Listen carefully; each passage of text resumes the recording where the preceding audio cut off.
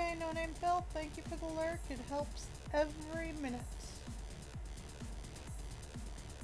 I'm gonna be working on some commissions today.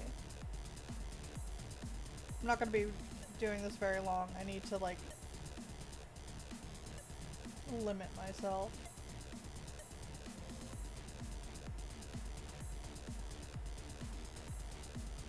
Yeah.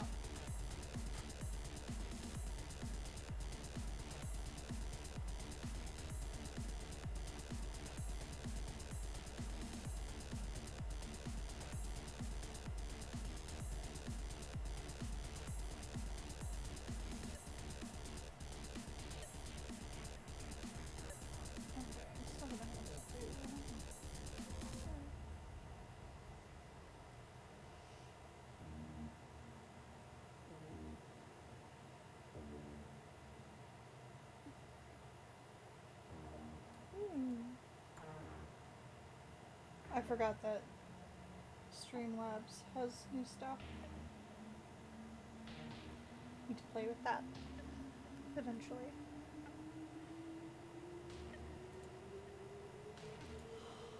Oh.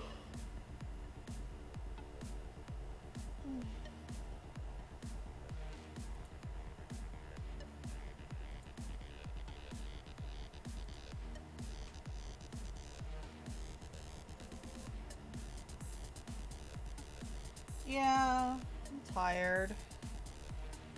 I've been having a really bad depressive spike.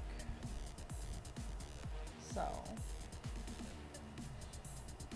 I'm tired all the time. I'm sleeping way more than I need to. I barely was able to put my face together for stream. Like, I filled in my eyebrows, saw that it wasn't enough on camera, put a little bit more makeup on.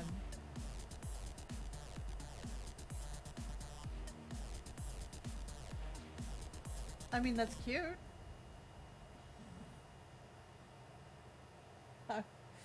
I'm glad.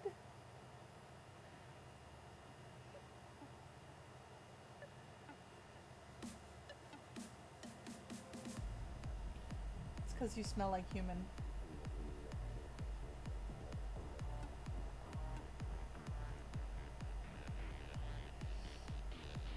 The cat decides when it's bath time. Always.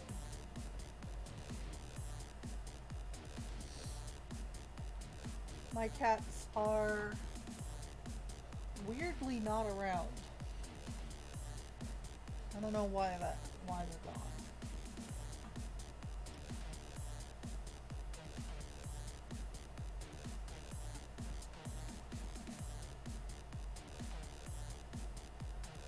Hi Walter, thank you for the alert, it helps.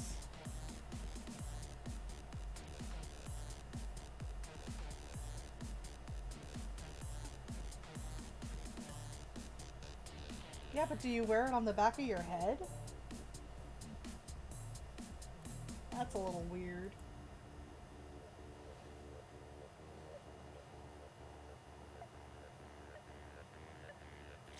Alright, let's get drawing. I'm just gonna fucking draw. I need to finish shading this and get the colors laid down.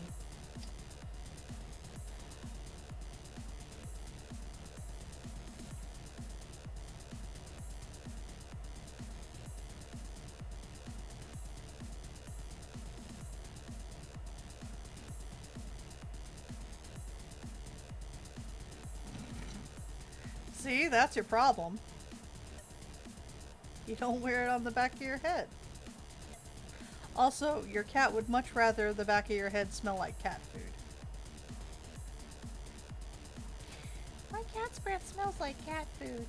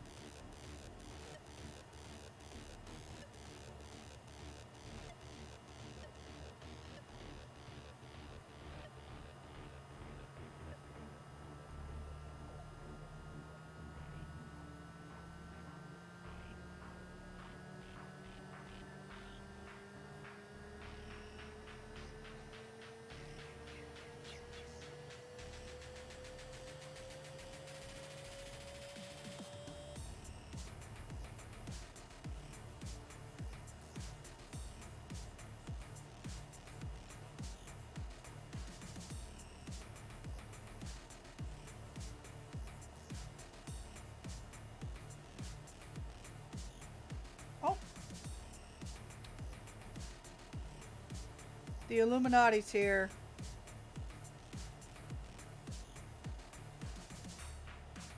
Illuminati confirmed.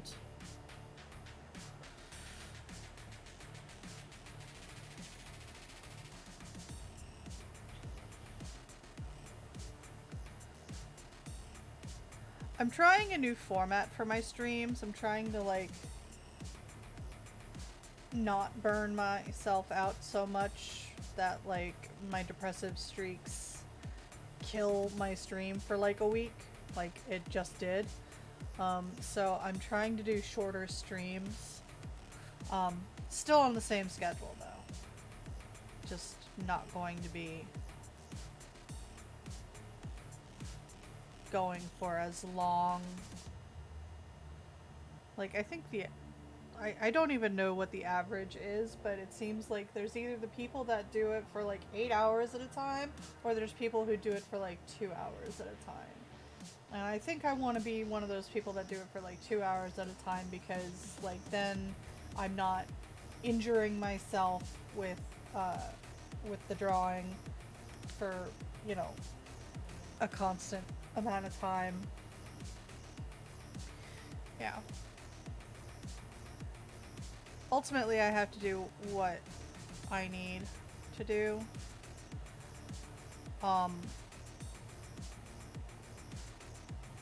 Holy shit, I need to actually make it. I have to do a heartbeat report.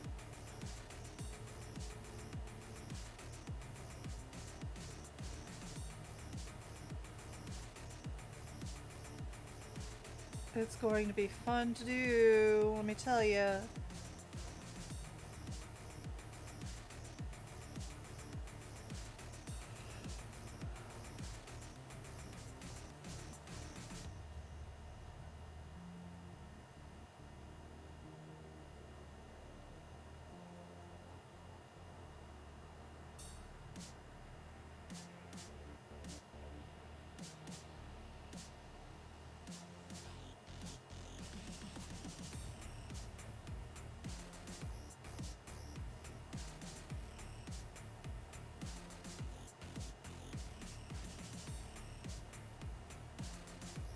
So Sacramento was wild on Saturday. And I'm really having trouble like navigating how much of that was like in good fun IC stuff and how much of that might have been like out of character drama driven.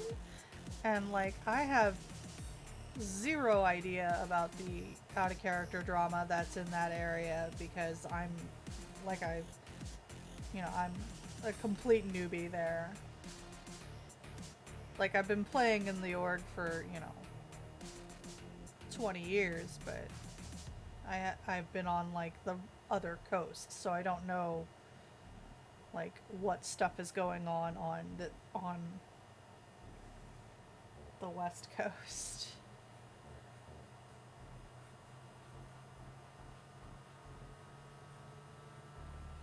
All I know is that it's like weird relationshipy sort of drama, and I'm like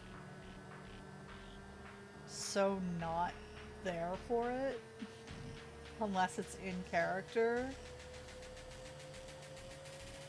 And that's all I'm gonna really that's all that I'm really able to say about it, because I don't know anything else.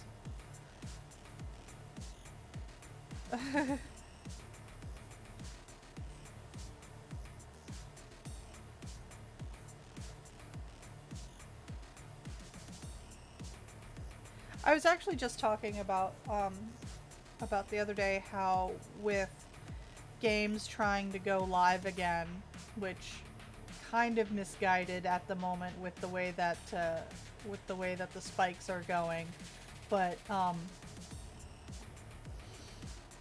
with games, trying to go live again, I am concerned that Discord players are going to basically be treated like second-class citizens again. And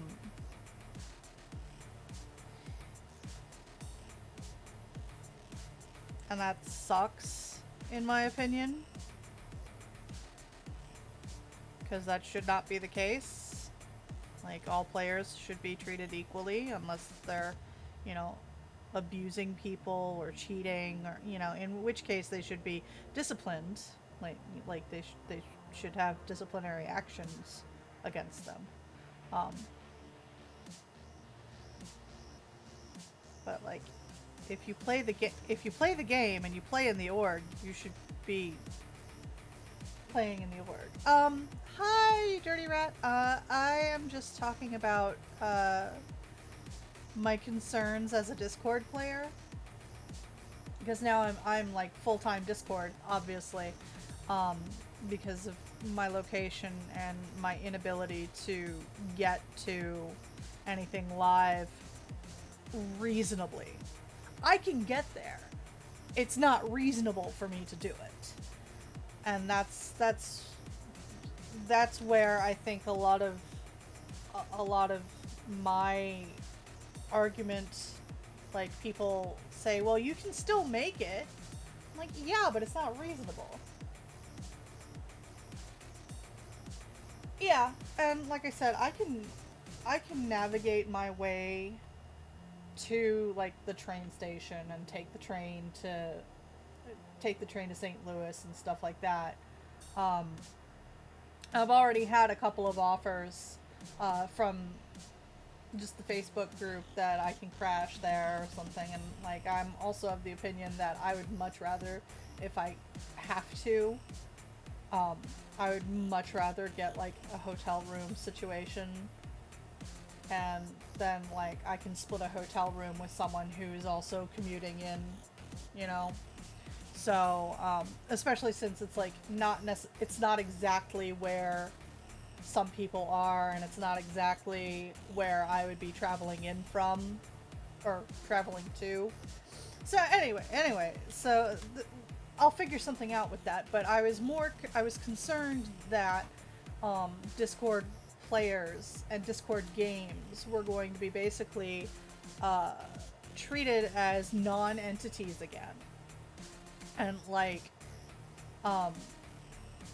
there's a current situation in Sacramento where, like, in character, my character would 1000% be going in to declare praxis. But because I'm an ethical player, I know that I am the kind of player who is not able to show up to this particular chronicle pretty much at all, unless there's like an event of some sort. And that event has to give me time to save up and to like arrange to go.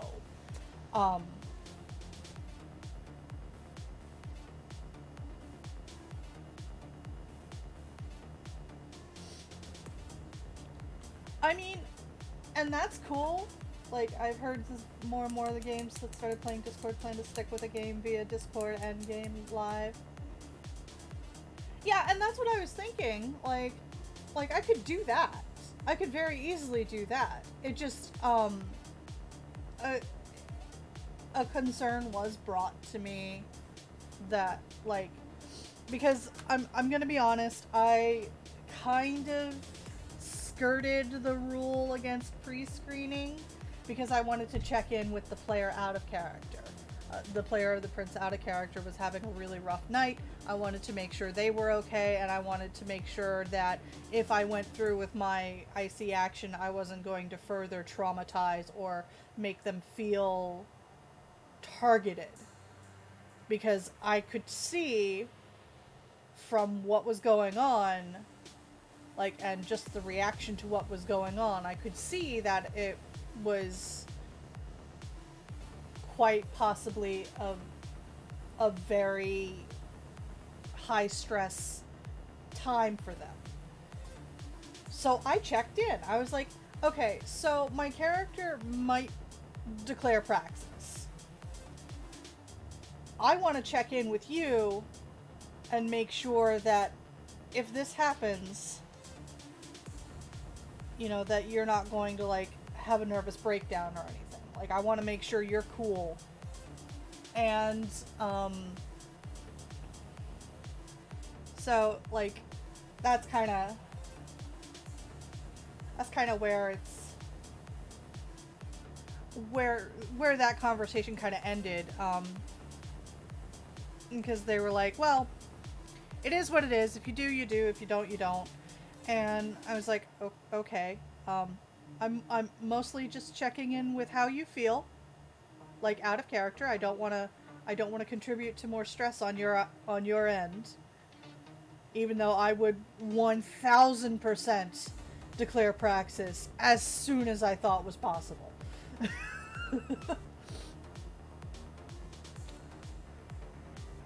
So,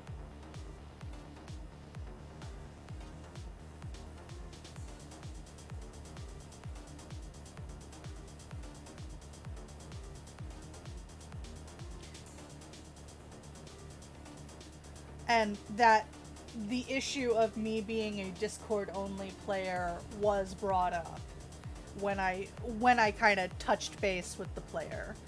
And I understand that. It's, you know, there's a concern that you can't do anything to a prince who's on Discord only. And I'm like, actually you can. And it's easier to do so. Much easier. But you know, so I just need to figure out what the fuck I'm doing.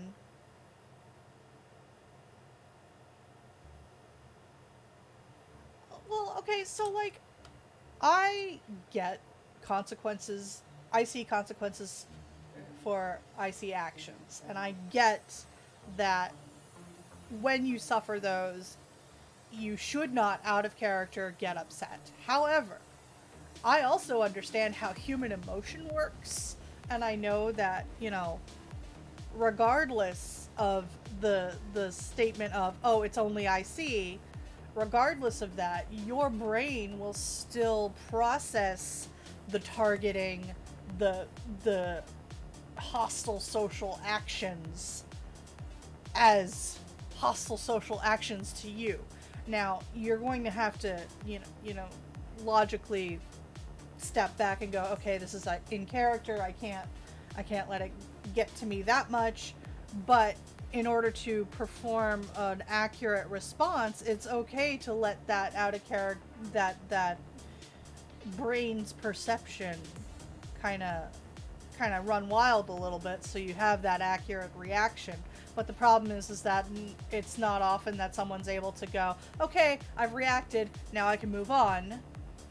And, like, it takes a special kind of, like, acting skill, I guess, to do that. So I knew that if I, like, dogpiled on, so to speak, on Saturday, that would have ended very poorly. And I'm not saying I see. I don't care. If I declare praxis and I get gacked, I get gacked. But, I was more concerned about the out-of-character reactions and the out-of-character feelings of people. So I didn't want to dogpile on after she already had a fucking shit show of a night. So you know, and like, it's like when you check in, it's like checking in when you've got like an intense scene. Like, especially if it's like an aggressive intense scene, you always want to make sure that you check in with the player out of character. Like, as an aside, like, obviously if you're concerned about breaking immersion, you know, don't do it right away. I mean, you can check in afterwards. You can, you know, and what you do is it's aftercare. It's literally aftercare. You take care of the person that you're... Oh, Trito the Cato. You take care of the person that you are role-playing with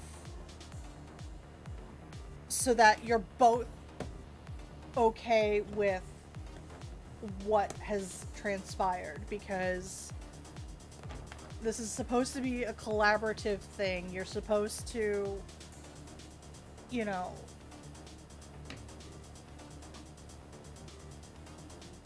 you're supposed to be collaborating. And collaboration means some compromise, obviously. Not everything's going to be...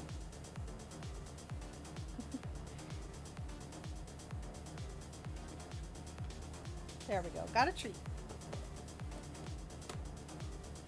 Good girl.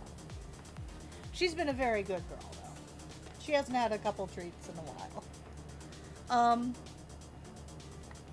And collaborative efforts with roleplay, especially, need to be more proactive about how the person is feeling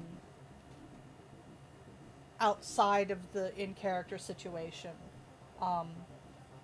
Like, I'm trying to be more mindful, like, because I've been that asshole who goes, it's the world of darkness, you should expect this. But I have also been dogpiled on, socially speaking, and have felt incredibly bullied. Like, it got to a point where I felt like, oh, this isn't just in character, this is people attacking me. So I wanted to make sure, you know, I want to make sure that when I'm doing stuff in character that's specifically me following what my character would do, I'm not adding to any hurt that's going on, like on an out of character scale. I don't want to hurt the player. My character may want to hurt the character, but I don't want to hurt the player. Like, this, it's the opposite of what I want. I want the player to look at this story that we're creating, see this conflict and go, this was cool. Or something similar. Okay, now she's just laying on my tablet. Okay. Okay. So yeah. So, naturally, after having that out of character discussion and like kind of sensing out that she was under a lot of stress and like it wasn't a good idea to like press further, I'm having my character go about it a different way than me, lizard brain, would do.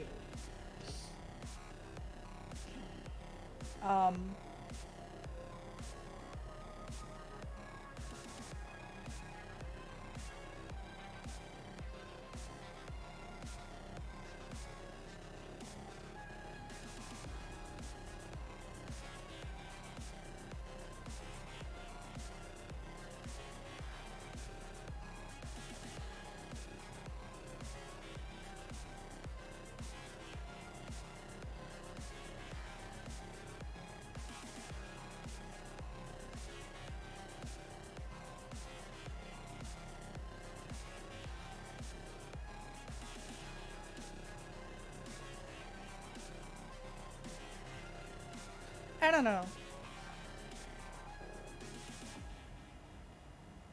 Yeah, no, literally, that is what Jenny does. She's an opportunist. She is 1000% an opportunist. If you let her in just a touch, if you let her get her foot in the door, she will push her way through. And that's because she doesn't understand boundaries. Or she understands them but doesn't care. And yes, Illuminati's right. It's 13 inches.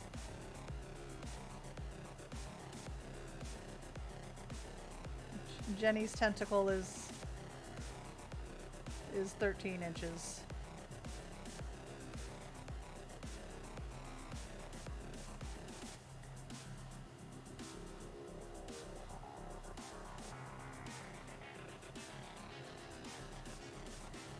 Yeah.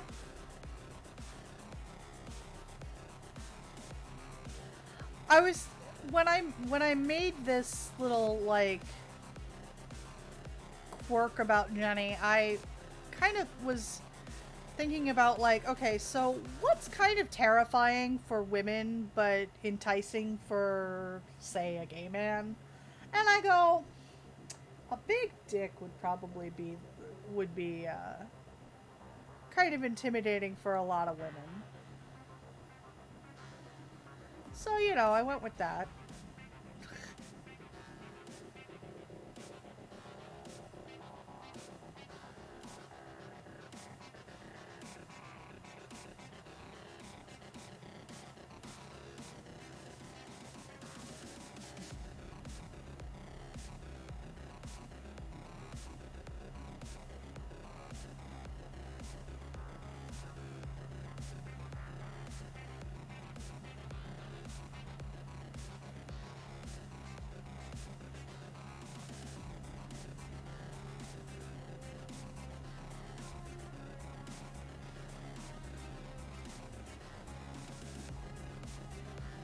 Somebody mowing outside?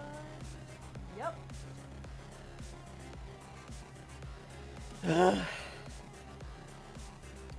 So, yeah. So, like I said, Saturday was kind of wild. I almost declared Praxis.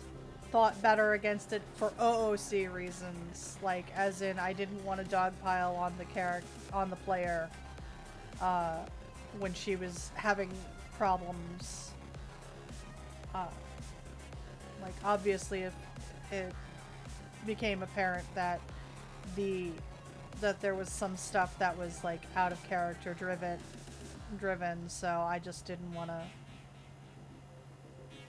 do that. Um,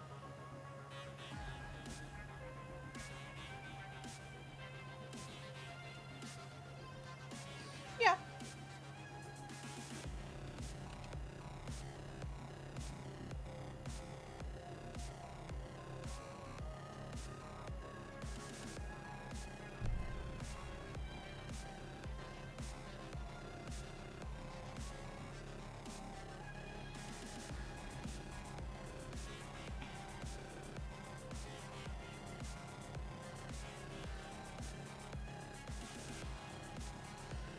Jesus.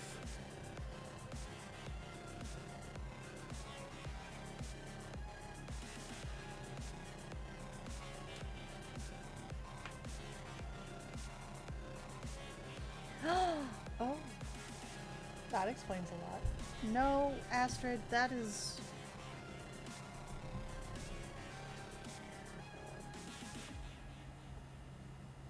So, yeah.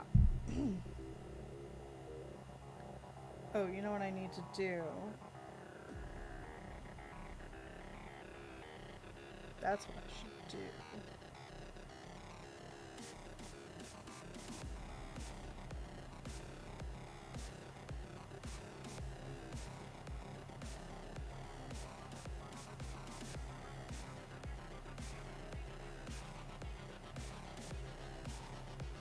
Okay. That's a good idea. Great idea, me. Thanks, me. Um...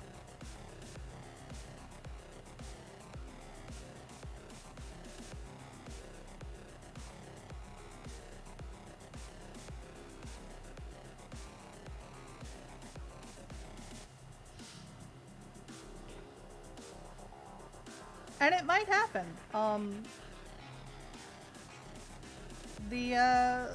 The storyteller of the game has stated very recently that they want to keep it as a Discord hybrid, which, you know, is admirable, and I think when it's just a single storyteller team, it's a lot more manageable for sure. Um, so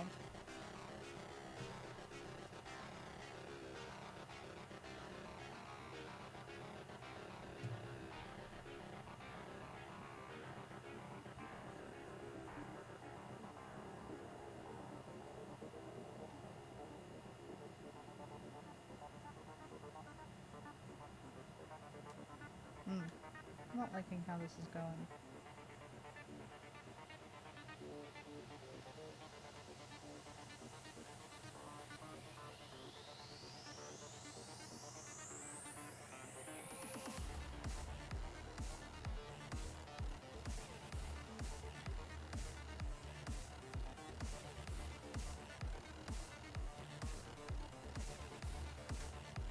Yeah. It's just a matter of getting, right now, in character, it's a matter of getting the support of those who are uh, in charge right now.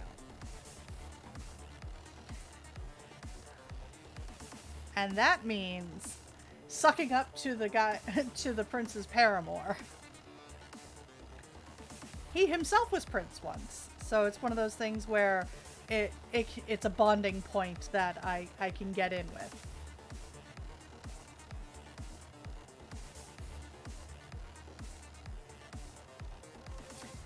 Yeah. The big thing is that I need to get a lot closer with the seneschal, or straight up be ready to fire that seneschal and one that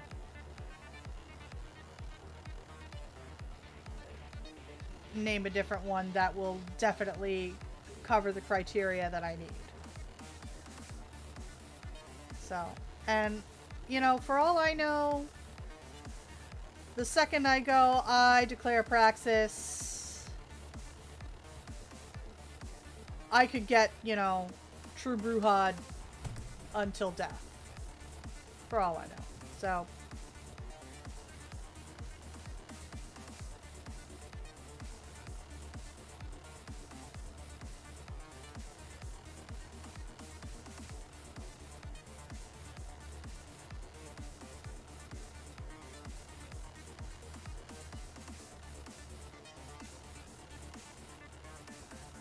But I will say this. Jenny won't do it if she doesn't have as many of her supporters around as possible. So. Because she likes her meat shields.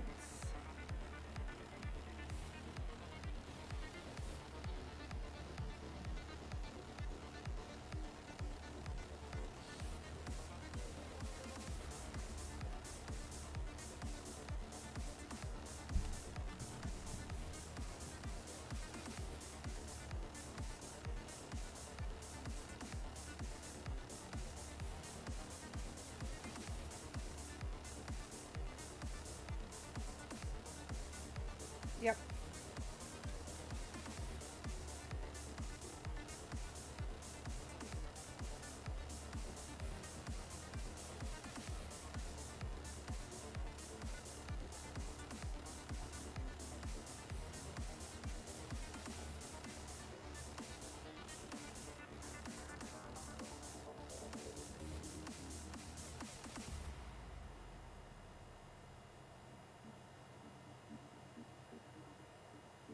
Yeah, meat shields are very good when you're a non-combat character and you just did something that would most likely spark combat. Um,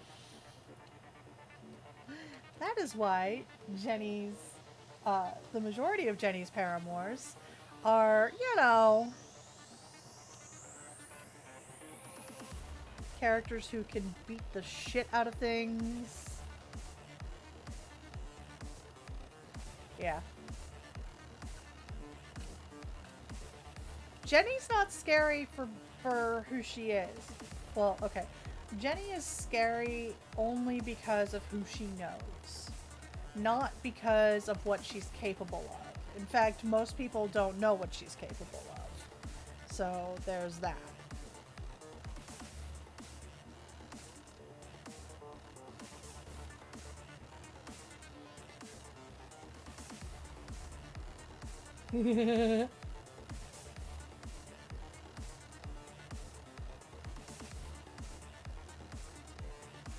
Genesis Ragnarok can confirm.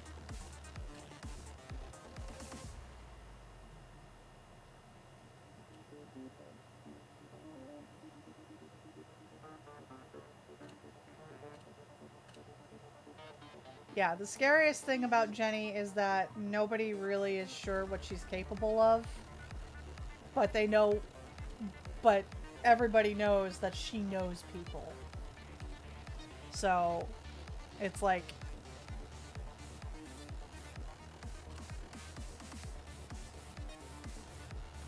So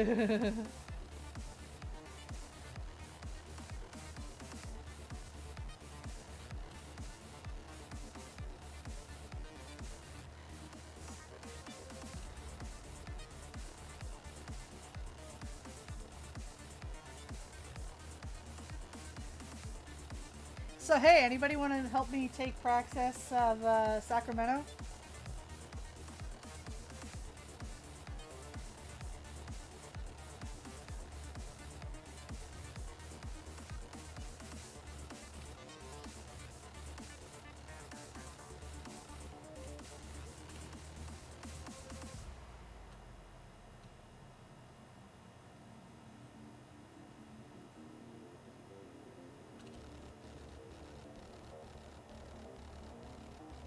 Yeah, bitch.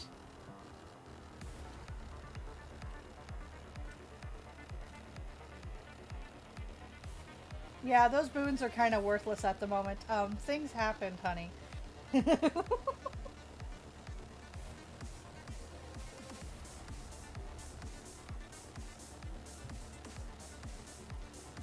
Boy, did things happen.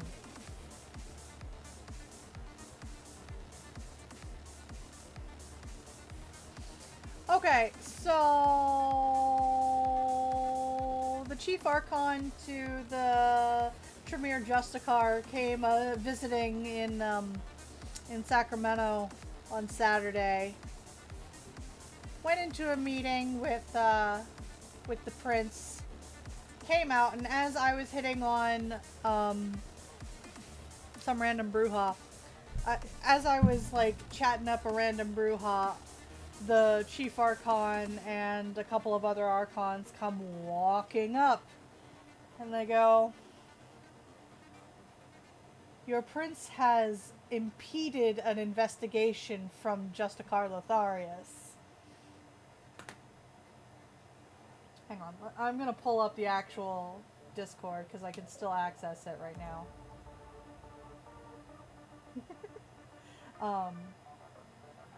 Where is it? Where is it? Where is it? Where is it? Okay.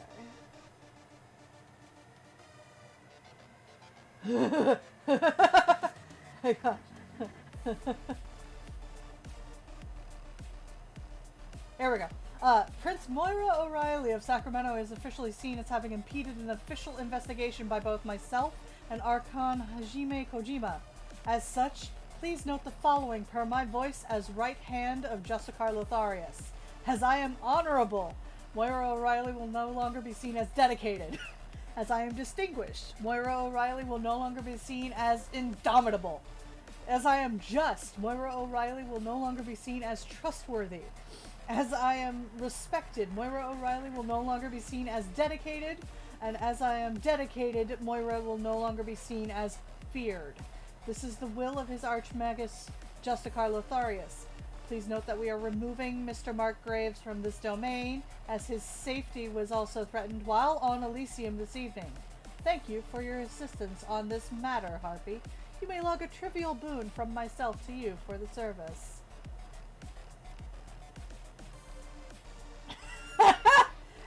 And I'm just like... And Jenny got dollar signs in her eyes. Like...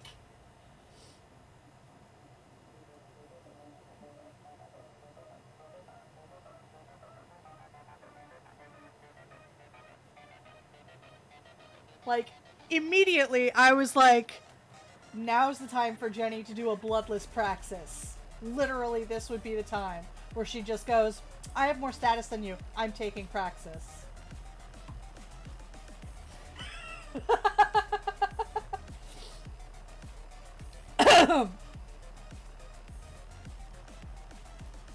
But because I'm not a dickhead, I checked in with the player out of character to see how they were feeling. You know, because there was it seemed like there was some out of character friction as well, so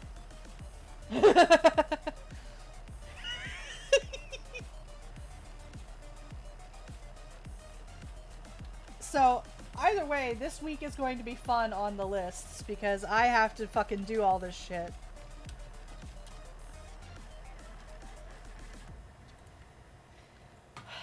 Okay, there we go.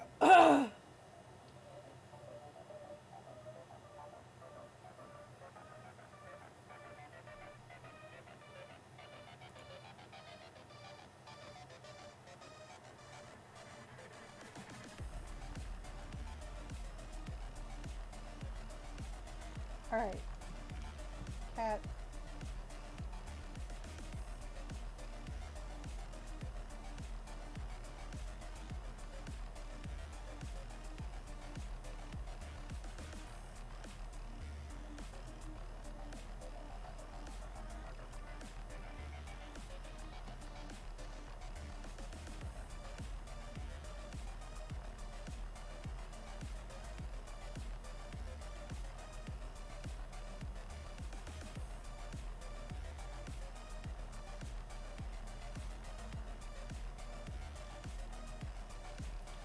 So yeah, that was an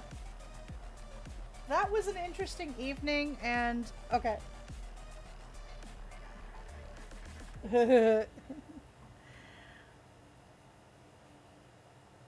um, and I agree with the notion to strike while the iron is hot, but I'm not a dickhead, and I wanted to make sure that out of character, the player was okay, and she didn't seem okay, so I just kind of backed off. You know, I told her flat out, you know, it's my intention to probably declare praxis, but I wanted to make sure that you were feeling okay before I threw that at you as well. You know, like I didn't want to overwhelm her. And she seemed overwhelmed, so I just kind of backed off. That doesn't mean I'm not gonna declare praxis. Don't you worry, babies. Prince Genitalia is going to fucking happen. By hook or by crook. I will be finding that out very soon from the source. So by hook and by crook. Yeah.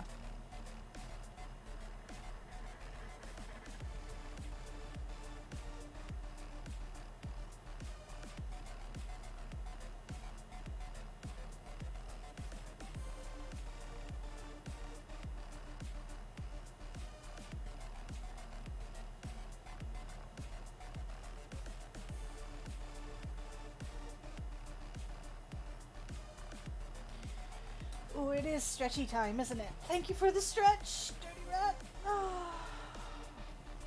Oi.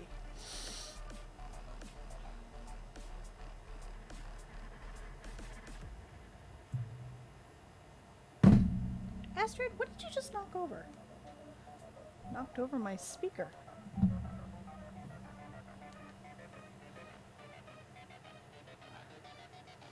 I have a suspicion that it may. Oh, yeah, you know what? I need to adjust my bra.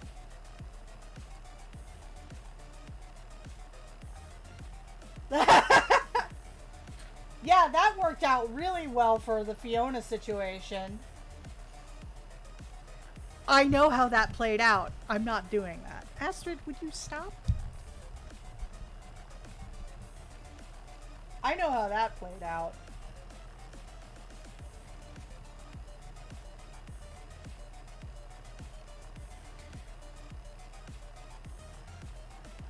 But have you considered Assamite murder party? I did say I wanted it to be bloodless. And Jenny has flat out stated that she wants it to be bloodless. Because she wants to be able to show people that she can.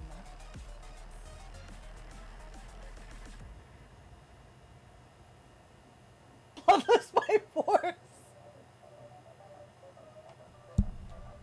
I'll just make you stake her. I'll put her in a pipe. Yeah, exactly. See, Dirty Rat gets it.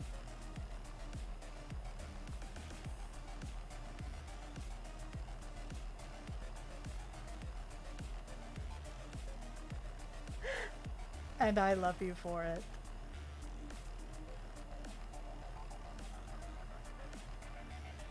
Well, okay, So here's the thing. I don't want all of my crew to be known, because if my crew is known, then people can start picking them off one by one. So what I want to do is just have a bunch of supporters there and not let anyone know who's who. With Jenny, it's a shell game.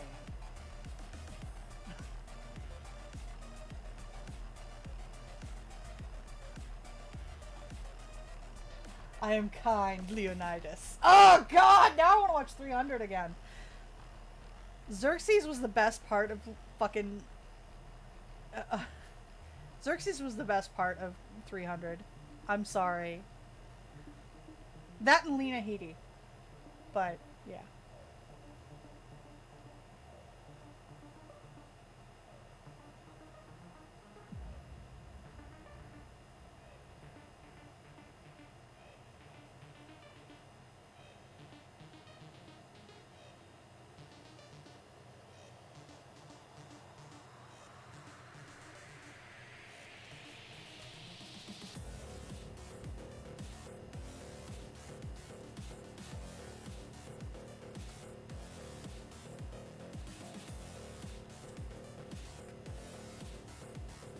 I got a minor boon on the Chief Archon to the Justicar of Tremere, though.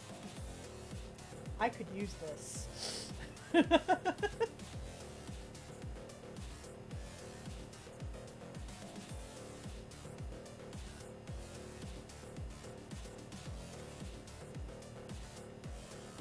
No, it's minor. It's a step up from trivial. I think. Oh, nope, I lied. I lied, I'm wrong. I misread. Still, a trivial boon for the Chief Archon to the Tremere Justicar. They are very nebulous, and it's all up to interpretation, and that's why harpies are very important. And it's always important to be on your harpy's good side, because if you say that you have a trivial boon for someone, and say that someone is a prince, that could mean a lot more than what you could get from, say, a primogen.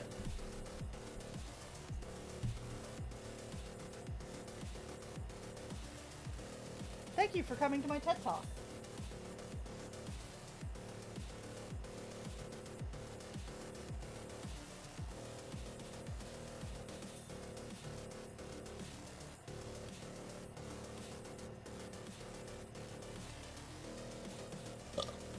Excuse me.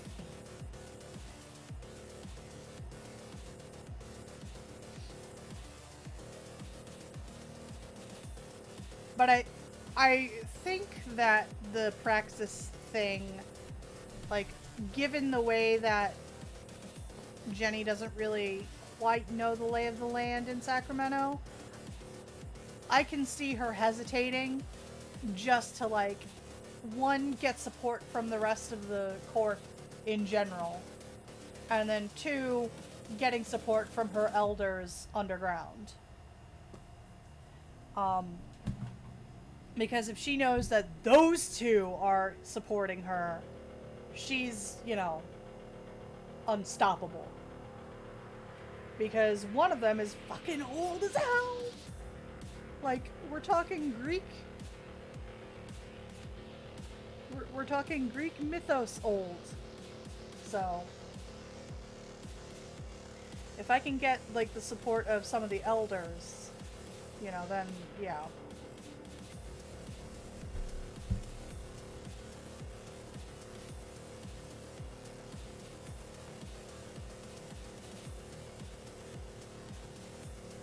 Astrid, you are really being a pain in my butt now. Why are you like this?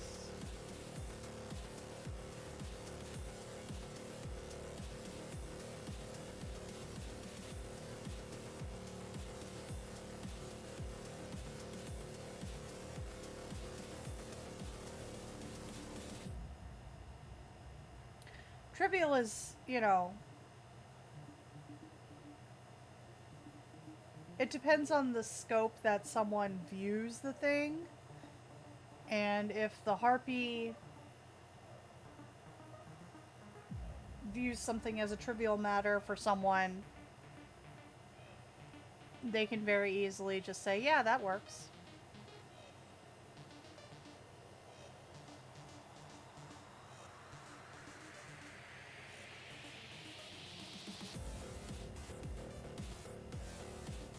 I'm out of coffee. I need more coffee.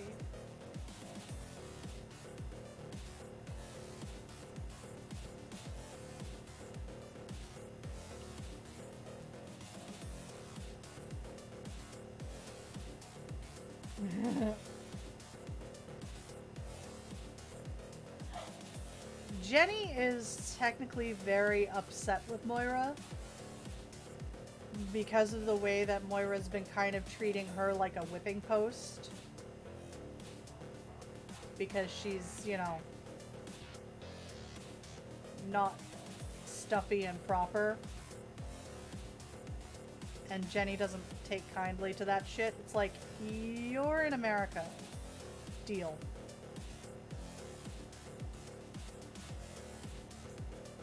For a long ass time, Jenny almost became an anarch. Almost.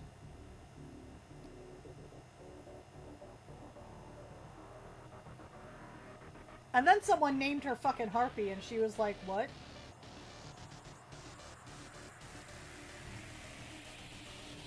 And then she found her calling.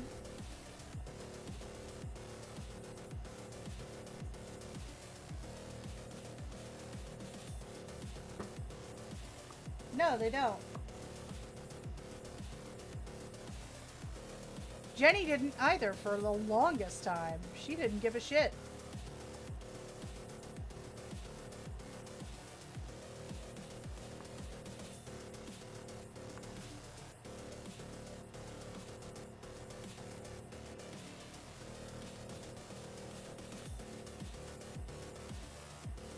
Then some dumbass named her Harpy of DC, and she, you know, everything changed. Hi, Sparky. I was just talking about the drama. I guess I was talking about the drama.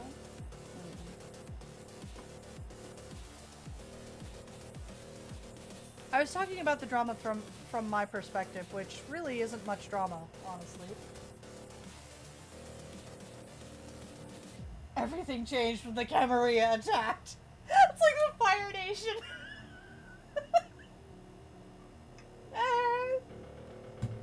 Alright. I will be back in a minute. I have to make myself some more coffee.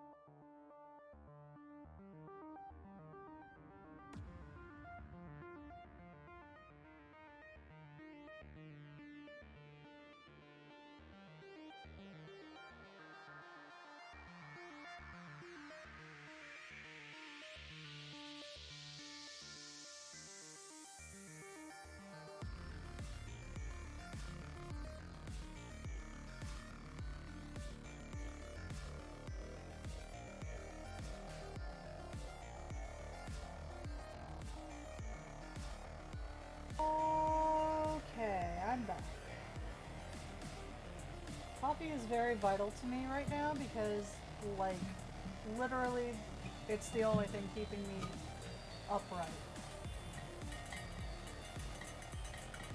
So, where were we? We were talking about praxis seizure.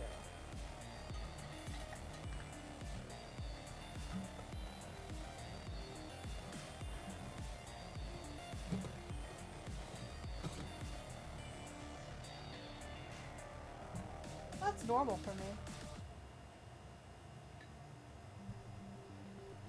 Okay. So, yeah. You were calling me a dork. Why were you calling me a dork? I mean, you're accurate, but why?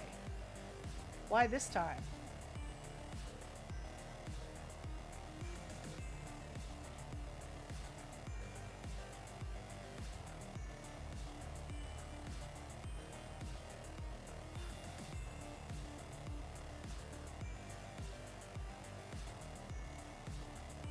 So, yeah.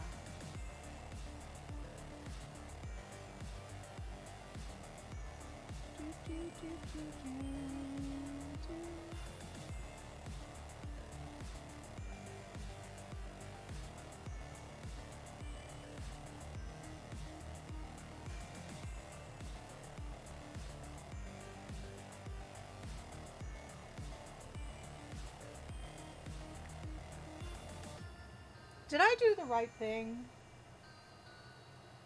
Did I do the right thing by checking in with the player of the prince out of character? I need to know this. Like, I need to know that I didn't, like, inadvertently fuck shit up.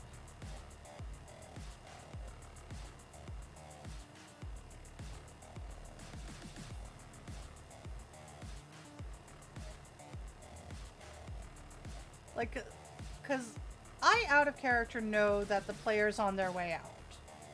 Like, they want to leave.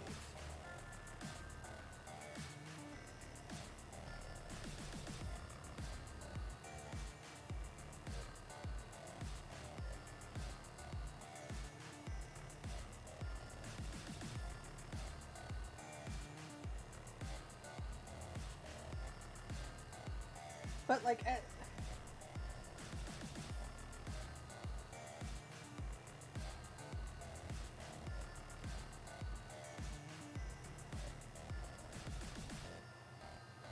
okay, so, alright, so I spoke directly to them.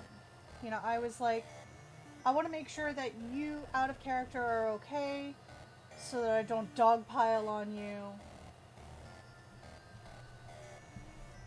And one of the things that was brought up was that if, you know, the idea of being a prince who was online only meant that that nothing could be done against me, and I'm like, that's not true. I am always available online, and that even means for getting gacked. So, but that was that. Like, I didn't say any of this shit because I'm, you know, smart, and I don't. I know better than to start an argument with someone who has their own preconceived notions. Um, but I don't know. I don't know.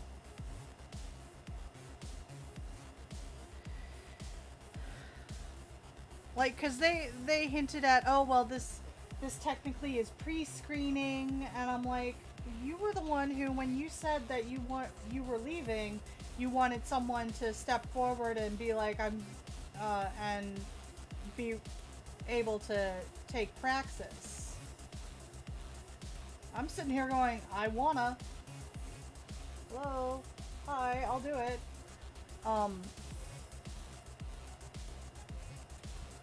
how is how is me checking in with you to make sure that you're okay? Because my plan is to pretty much dogpile on you. I want to make sure you're out of character okay. I don't know.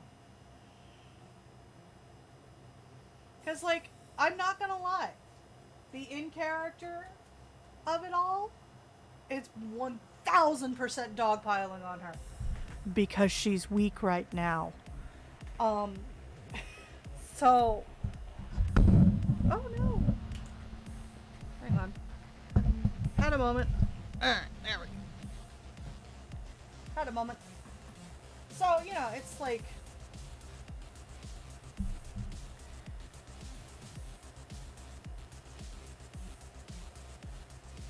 Nebulous, I guess.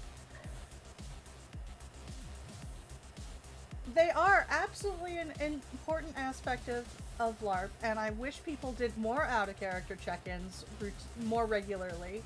Like, obviously, if you've built a rapport with someone and you pretty much know what the boundaries are, you're good with just role playing your little heart out and not worrying about, you know, what's gonna, how an in-character interaction is going to be taken. But when you don't know people like me, I'm spanking new to the West Coast, so I have no idea what's going on. So I don't know any of the interpersonal relationships. I don't know any of the interpersonal drama. I don't know the out of character aspects of like who did what, who's done what, who is what, you know. So I'm just going off of how I'm incorporated in character. And frankly, it's not very good. But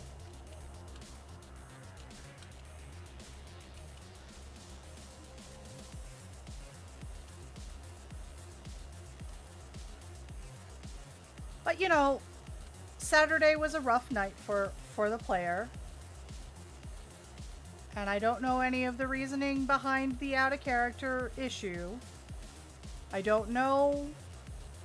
And frankly, I'm not sure I care. Like, it's one of those things where like, okay, I don't know. So I'm not involved, and I'm not like, and I'm not trying to get involved. All I'm trying to do is make sure that the player doesn't feel like I'm jumping on someone else's bandwagon to bully her. The only thing I'm invested in is the in-character developments. Like, that's what I'm invested in.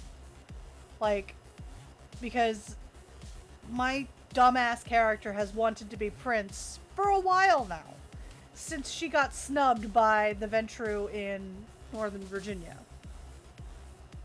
So, you know, she's... That's the level of investment I'm at.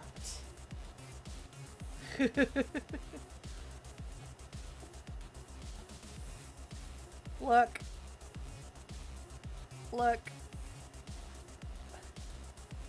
I want to make the Ventru pay. They stole my territory. That is a no-no.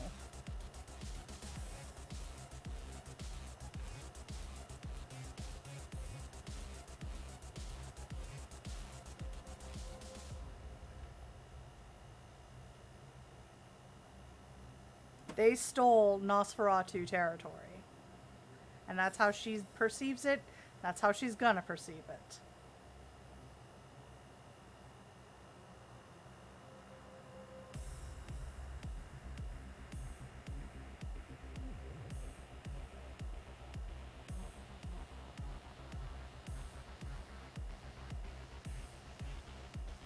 I can't deal with politics. I think of how you repeated when people took Jenny's holdings when she was left town, and how taking over someone else's shit wouldn't feel much different.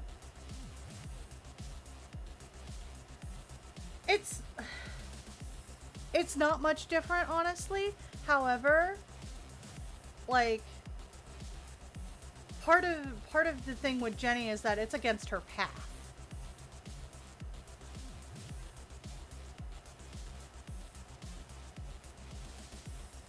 And Jenny's a raging narcissist. So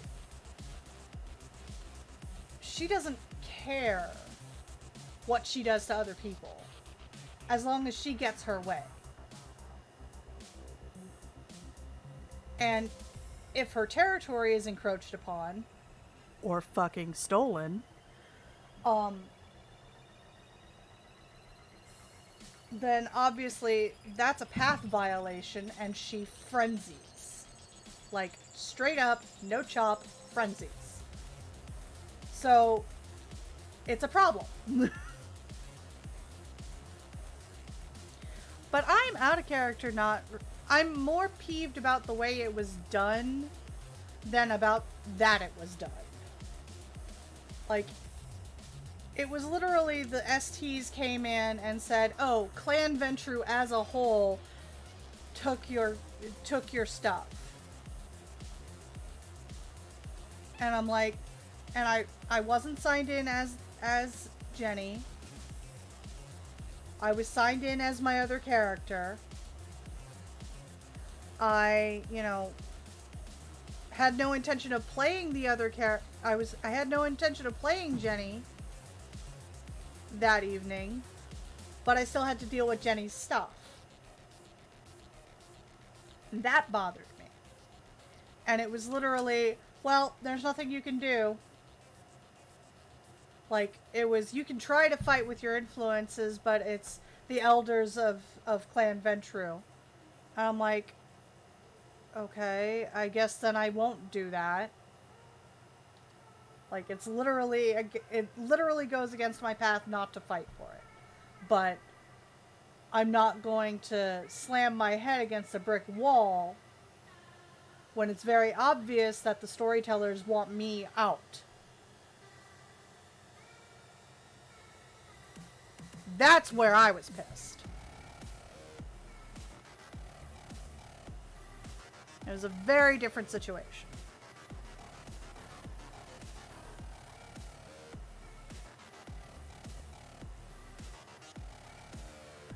In this situation, the prince player is on her way out. She's literally said, I'm quitting the org.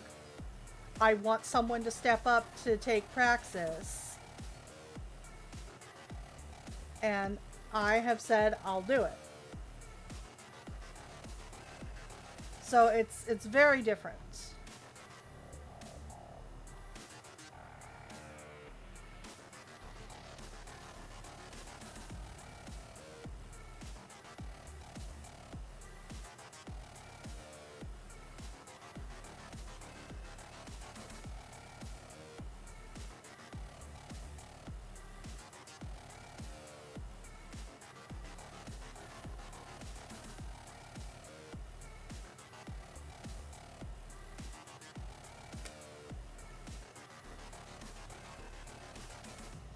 Yeah.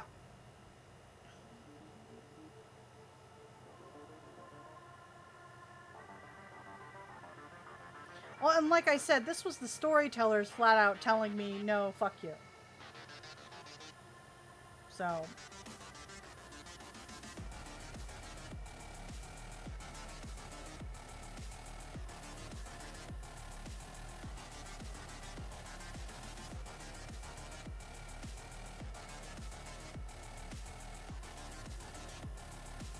I'm not a fan of the knockdown drag out fight. I'm a fan of crushing your enemies kind of thing.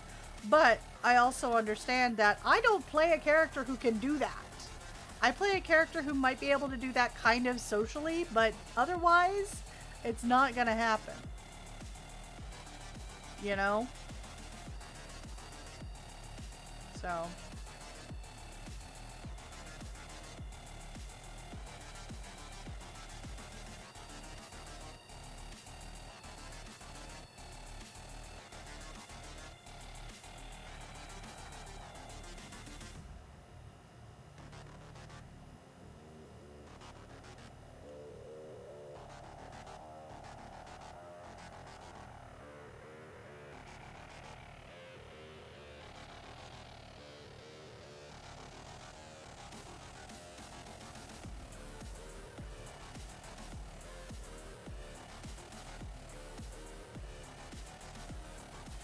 And that's kind of the Camarilla in a nutshell. I will admit, that's kind of the cam.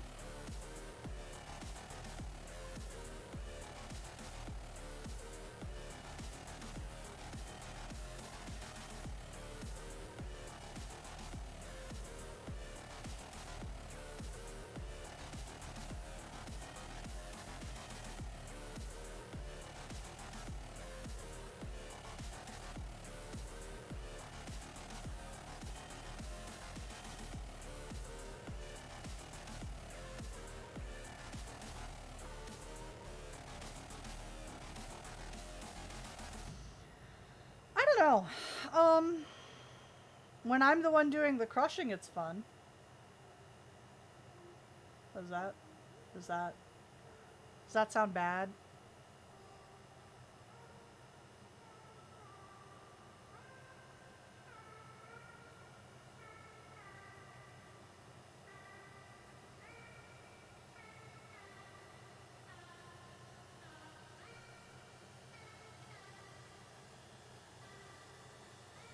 Yeah, like when you're the one who's empowered, it can be fun being that empowered person, you know. Um, it gets very frustrating when you're not empowered. Um, but part of the Camarilla part of cam roleplay is the climb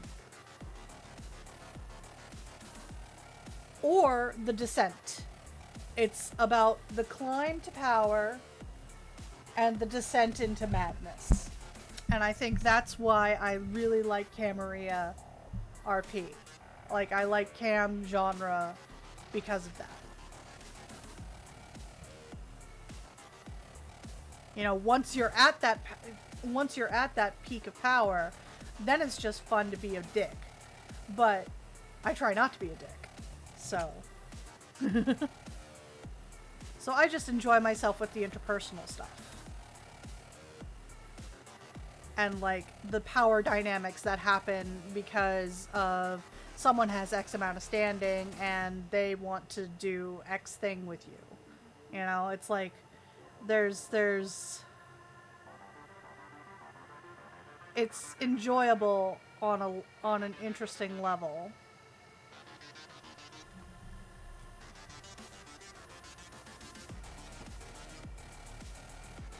Astrid, you need to move, honey.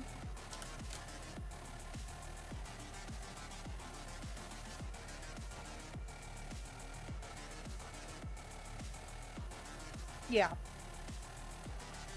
And Guru PvP is ridiculous. So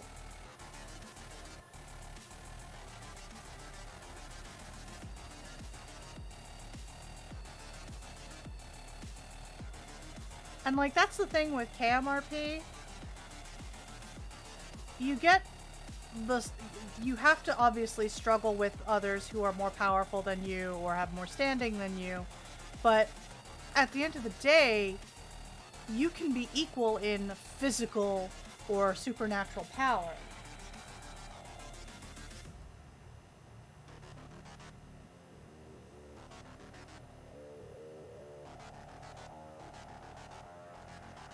Camarilla should absolutely be deadly, though. I will say that.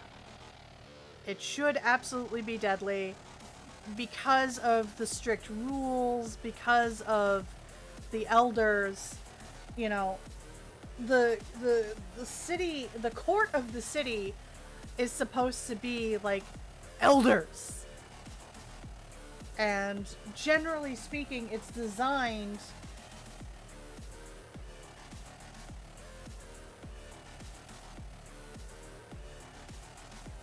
yeah. Guru does have a bunch of PvP in part due to rage. It's meant to be more cooperative and pack oriented, while Camarilla is very much behind the back, wheeling and dealing. Yeah, and it should be more negotiating for one's life. Like, I hate to bring this up, but in in Vampire the Masquerade Bloodlines, it shows that it was, you know, a small city. A large city like Santa Monica has a small number of kindred that are actually part of the cam and that are actually part of the court, who participate and observe the judgments of the prince.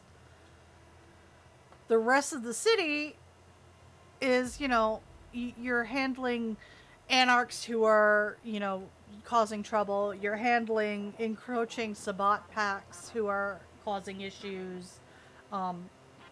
You're all while trying to maintain the all while trying to maintain the masquerade, which is 1000% your priority.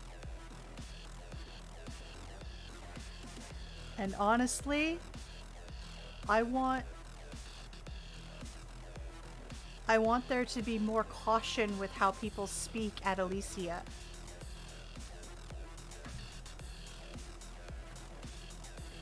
Because I feel like we've grown so lax and like we're comfortable in the out of character knowledge that the only characters that'll be here are vampires. So we can talk about stuff that's masquerade friendly or whatever, or masquerade unfriendly or whatever. And then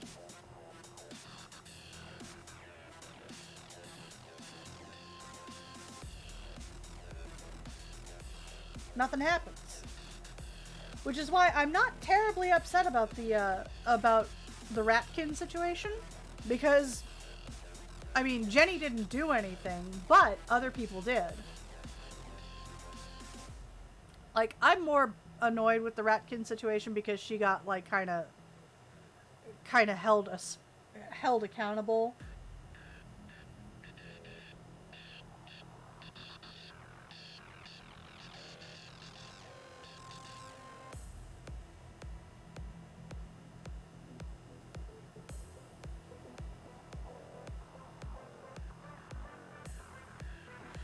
The amount of people just like kind of letting things happen is ridiculous.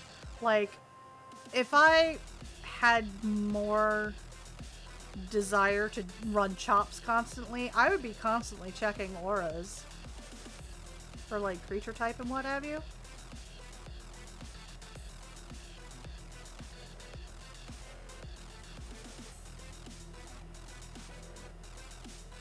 But I don't like to be chop happy, so I don't know what that is.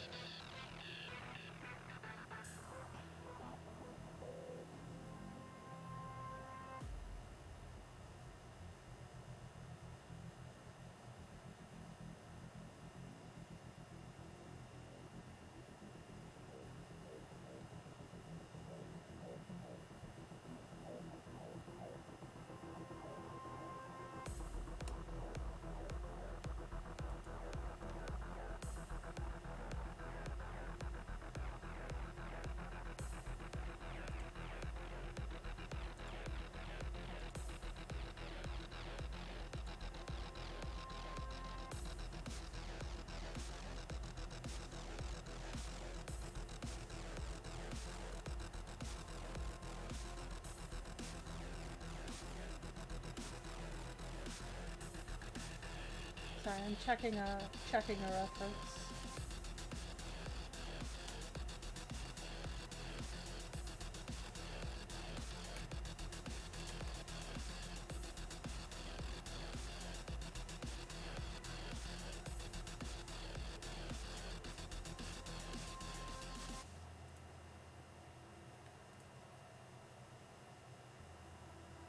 Looks like red eyes.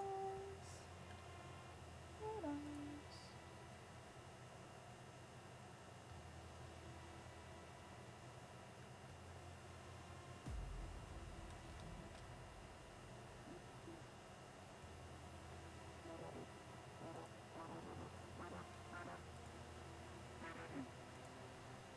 this.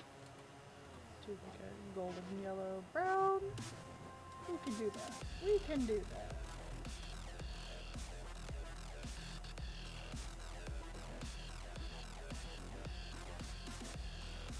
Oh. Okay. That's interesting.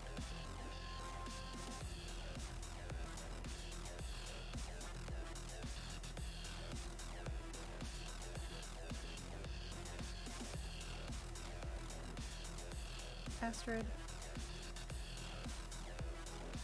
I'm gonna need you to calm the fuck down.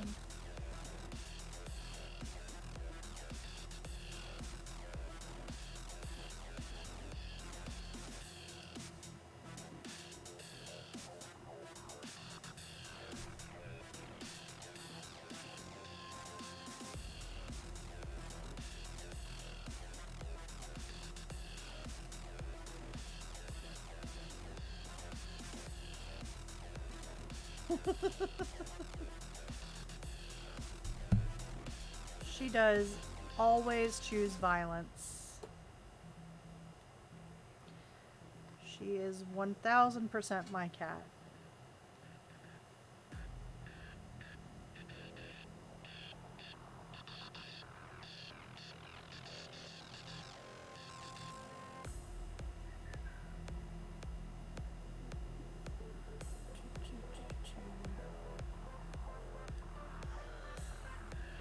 So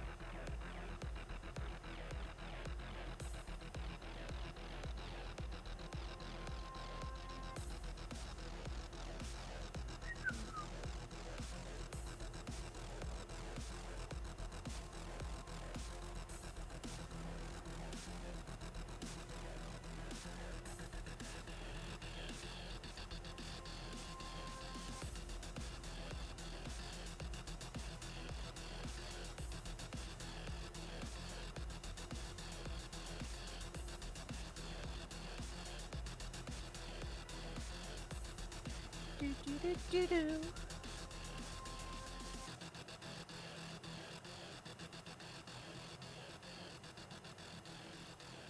Son of a bitch.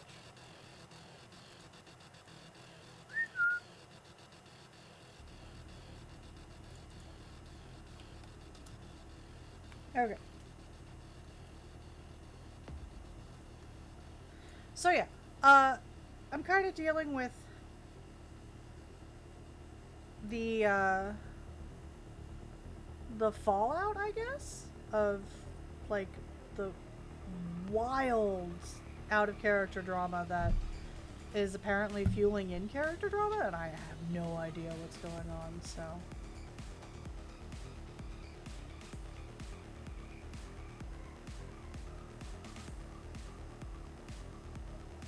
And it's not my place to tell. It's not my place to know.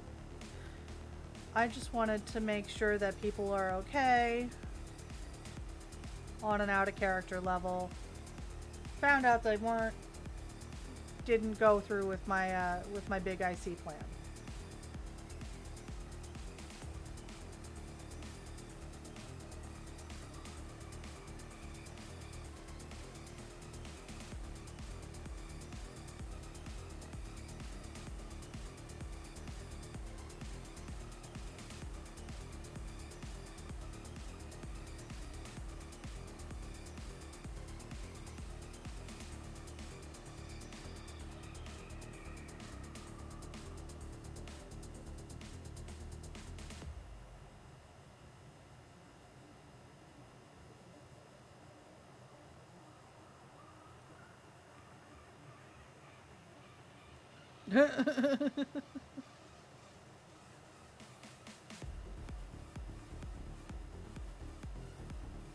All I know is that the player wants to leave the org, and I want to help facilitate more RP in the game.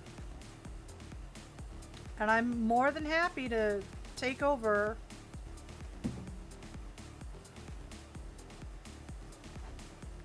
But, you know, she's like, she flat out told me that, like, she would fight.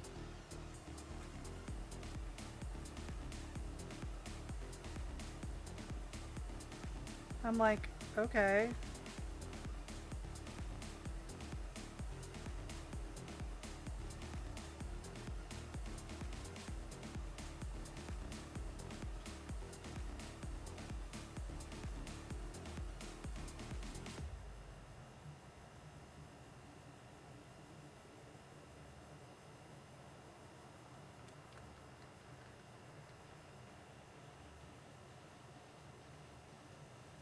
I do worry about people doing stupid shit at live games, but I also feel that with who I have in mind, I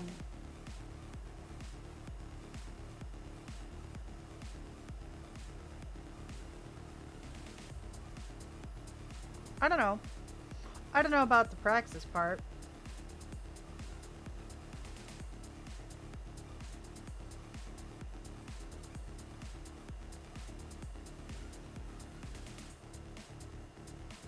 The thing, though, is that the game is currently all Discord.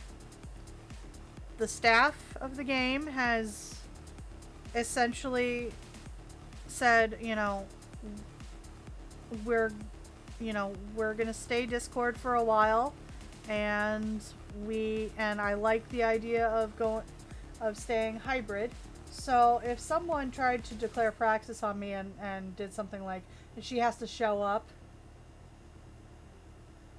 the storyteller staff then has a responsibility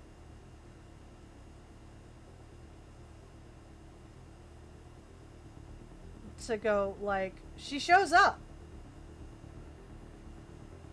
You just don't you just don't show up when she does. You know, so I don't know. I don't know.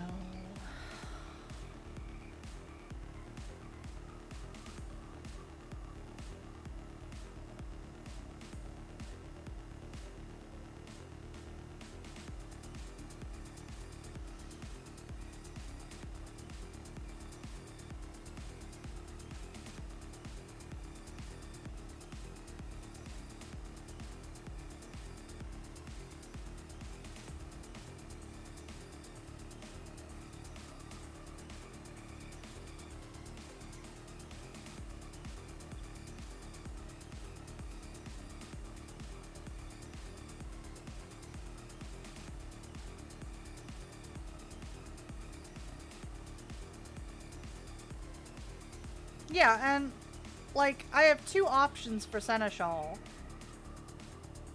Like I can keep the Seneschal who's currently in power, or I can go for someone who you know, my character has started to learn to trust. Both would be beneficial. Both would show up in person. So, you know, it's just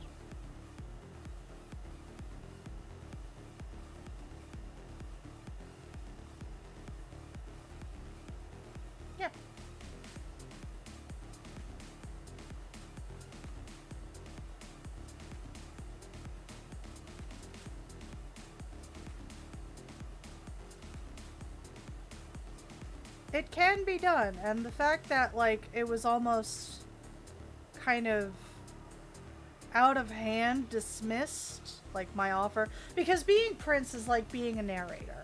It's basically being storyteller light. It is like you become the center of attention. Everybody, turns to you for plot stuff, for delegation, for whatever. And, I'm more than happy to take on that because I have time out the wazoo. I have, the ability to do so. The only thing I don't have is the locality, which, in a game that is currently fully Discord and intends to be hybrid Discord, that shouldn't be a problem. So, it does feel a little unfair.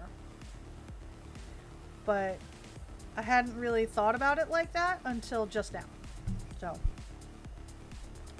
So that should tell you how I feel about it.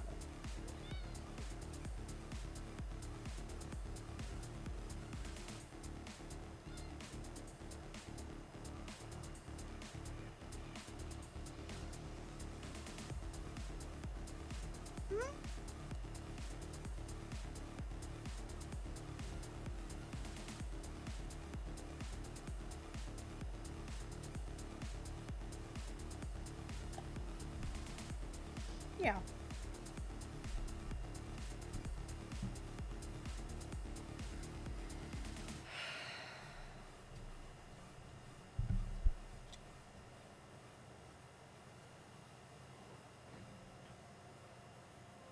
Asteroid, why? Why are you like this?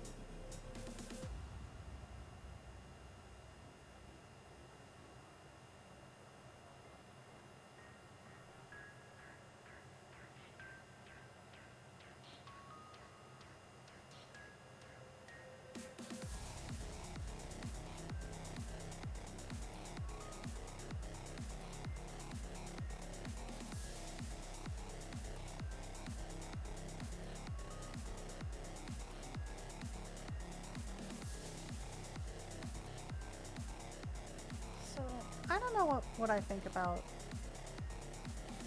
this brush.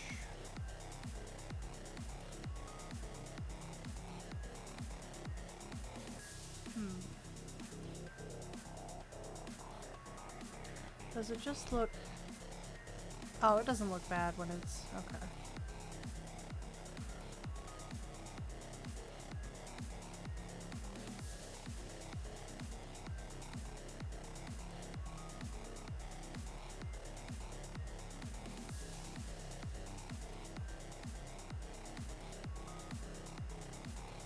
So, yeah.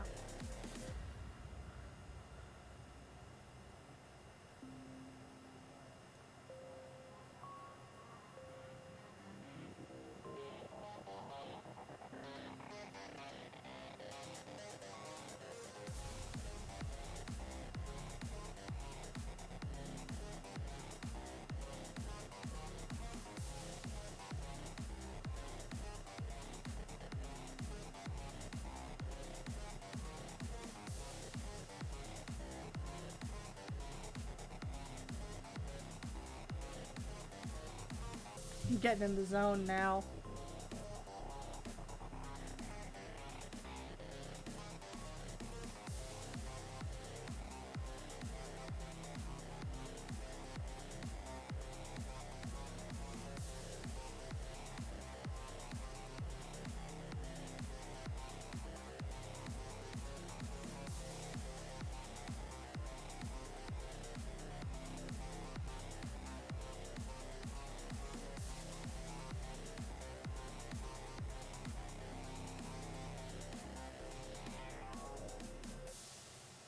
Ow. My wrist is starting to hurt. Yay.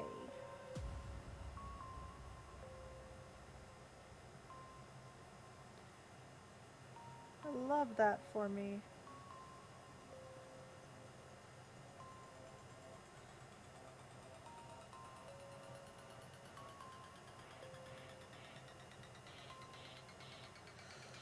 Oh.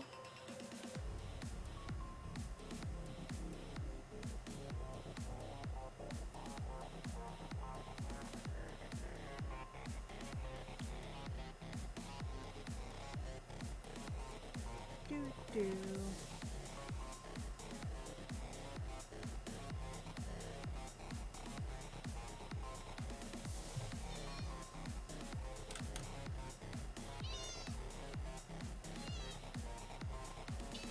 Come here.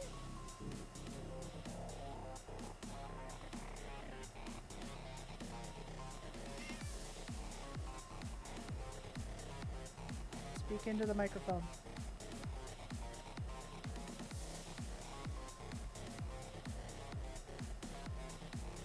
No? Alright. Well.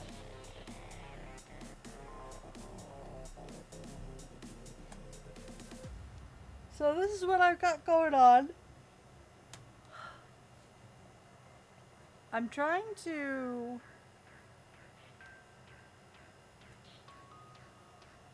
make it a little more stony in places.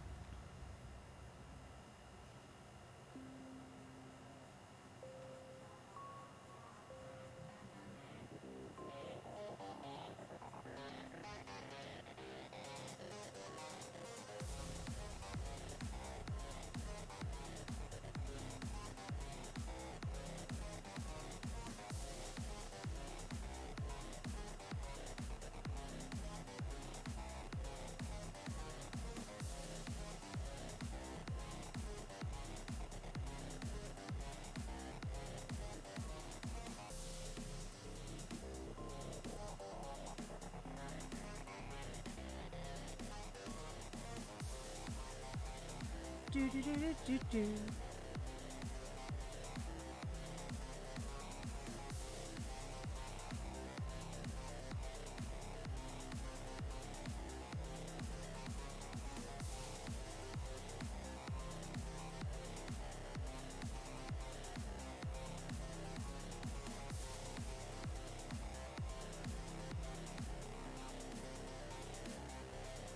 This is a challenge.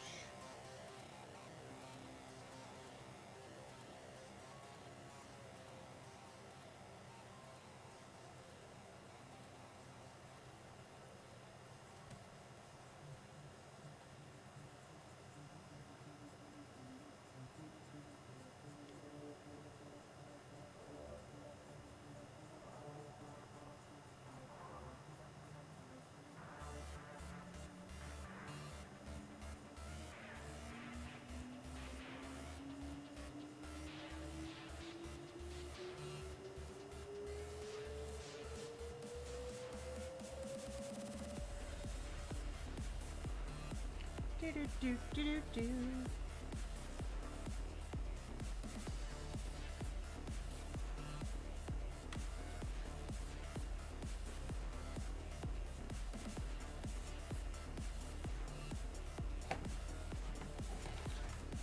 Really?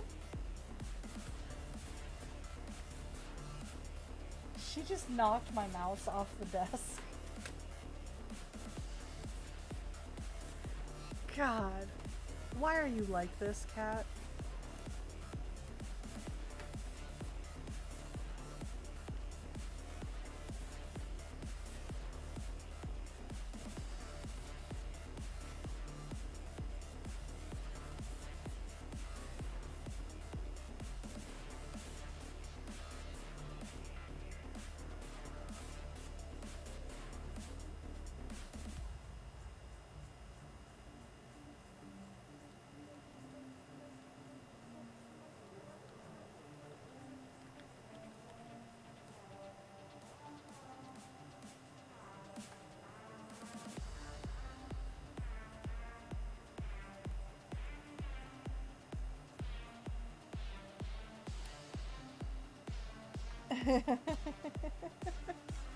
Cat attacks mouse. Isn't any surprise? Come here, baby.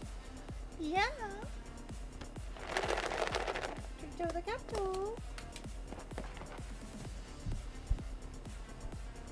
She's learning that the lid of the treat box is where she gets her treats.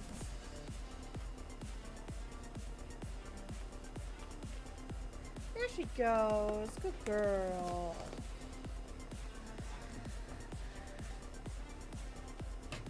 Good girl. And then of course she stepped on my Windows key. Because of course she did.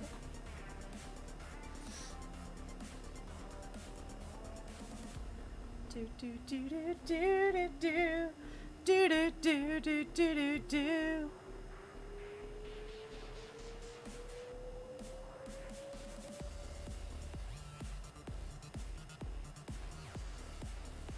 Good kitty, alright.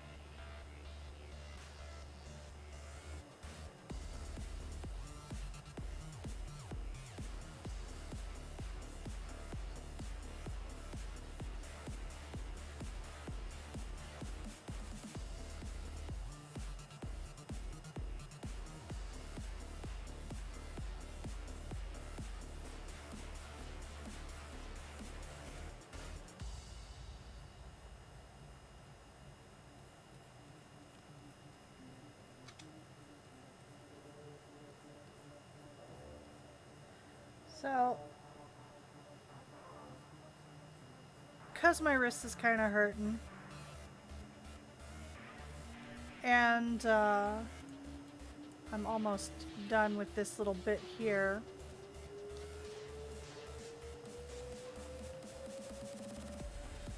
I might swap over to a game. I'm interested in hearing what you guys want to see. I do have the new Sims pack,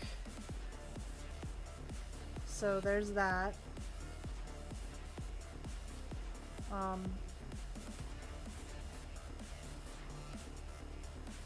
And I could do a new Kaz thing, or I could work on the Gold Digger challenge, or I could do I could do some character creation. I'm here for you guys, so it's up to you.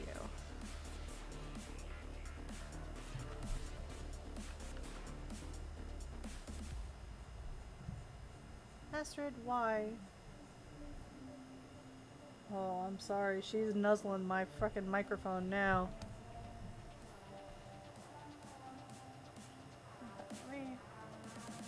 this out.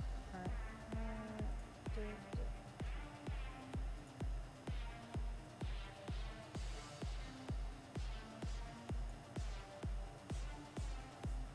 The new FF.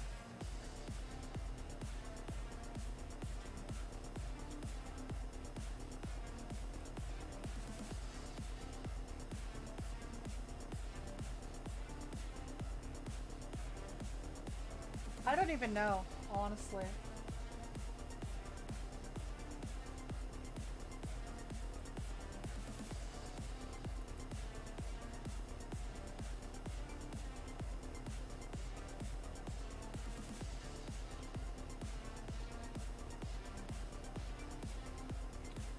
If you're talking about the expansion to Final Fantasy XIV, that's not out yet.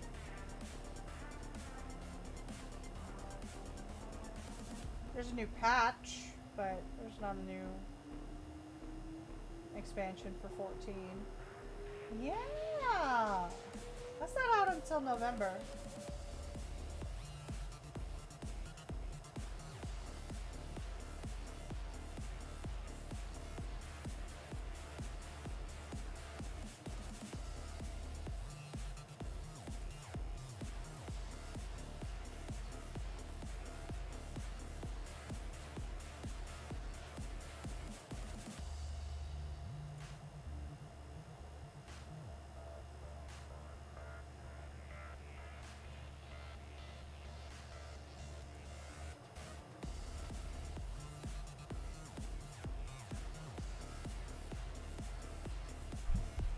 Yes.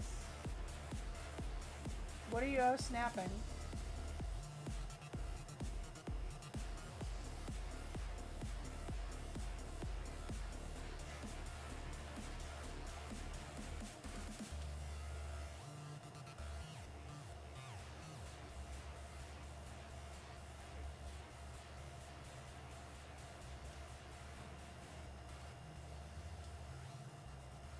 You got problems, man.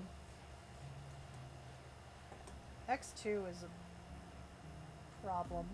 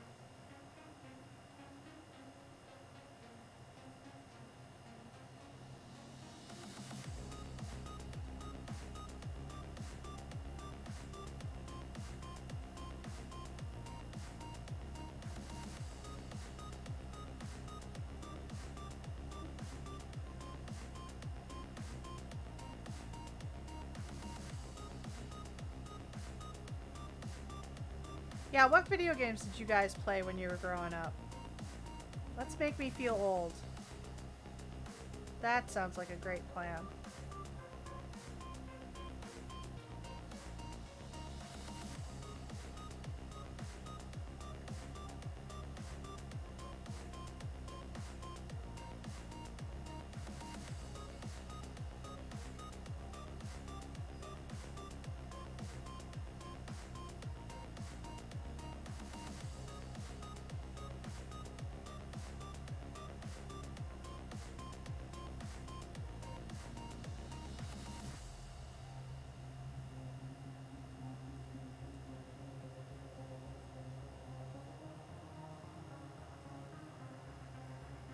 Oh.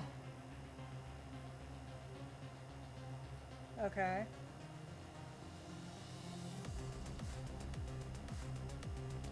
Pong? Really? Wow.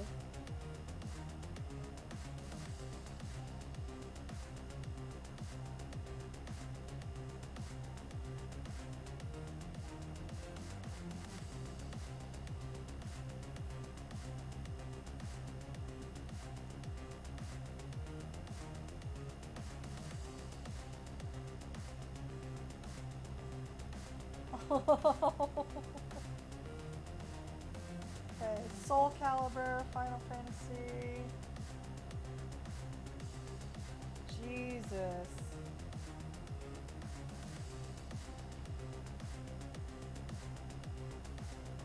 So I played the Sega. So I got um so I was a Sonic girl, I did Mortal Kombat, I did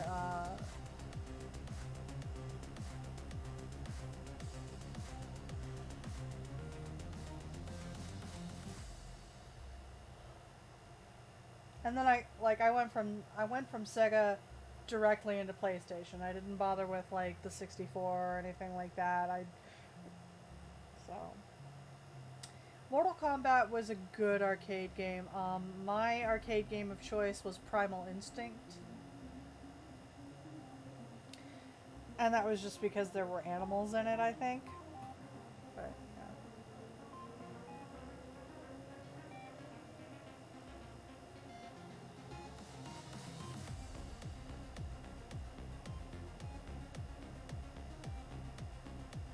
Soul Calibur was good in the arcade too, man.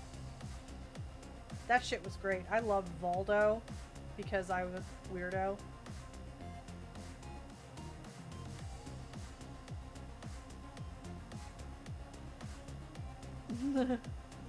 Hey, at least it wasn't Dig Dug.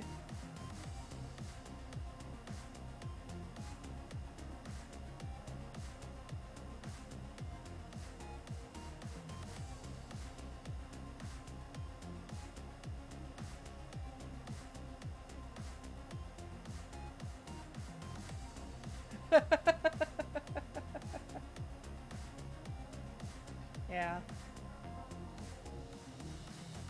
There was this one arcade game that was like it was like a Streets of Rage kind of fighter, side-scrolling fighter game that had all of the it was a team up beat 'em up game that had the Teenage Mutant Ninja Turtles, and I used to play that thing incessantly. Every time my mother would take us to this pizza place called Generous George's.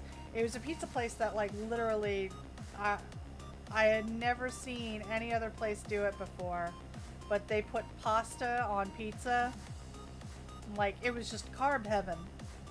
And I would always go there, and like every time we were there, I would spend so many quarters playing that the 4-player Teenage Mutant Ninja Turtle game.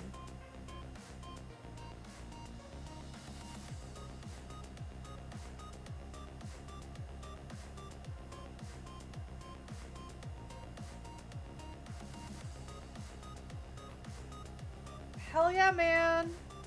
Hell yeah, man! Alright, so now the big question. The big, like, $1,000,000 question. Who's your turtle? Who is your turtle? This needs to be known. Mine was Raphael.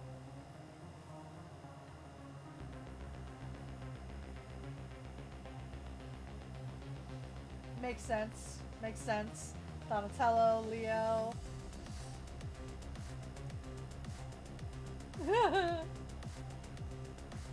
Was it red, orange, blue, or purple? Hell yeah, man. Raph was the best. Like, in both in the comic, the show, and the games, he was the best. And you cannot convince me otherwise. Which of the 4 humors?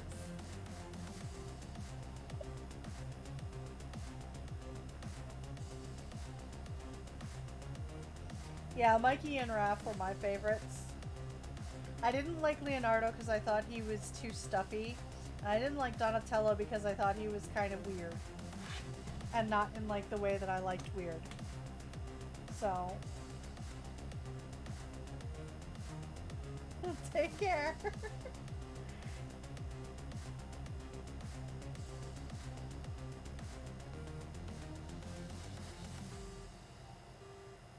Alright. I am done drawing. So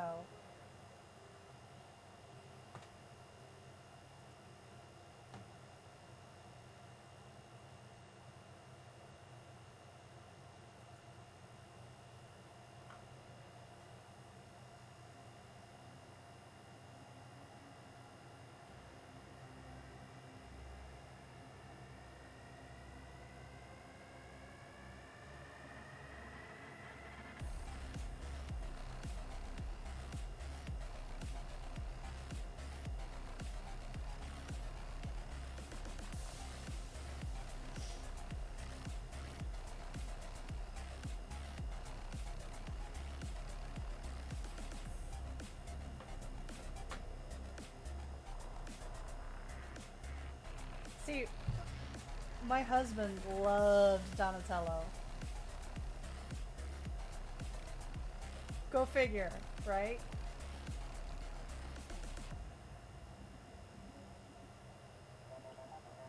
And he hated Michelangelo.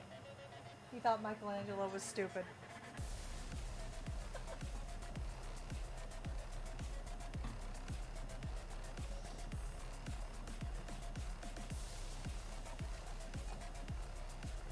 He was dumb.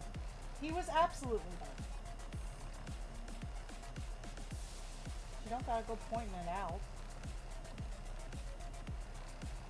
Okay, guys. That is my 2 hours that I have allotted. I'm gonna start doing 2 hour streams, just because I think it's gonna be easier to like manage my time that way.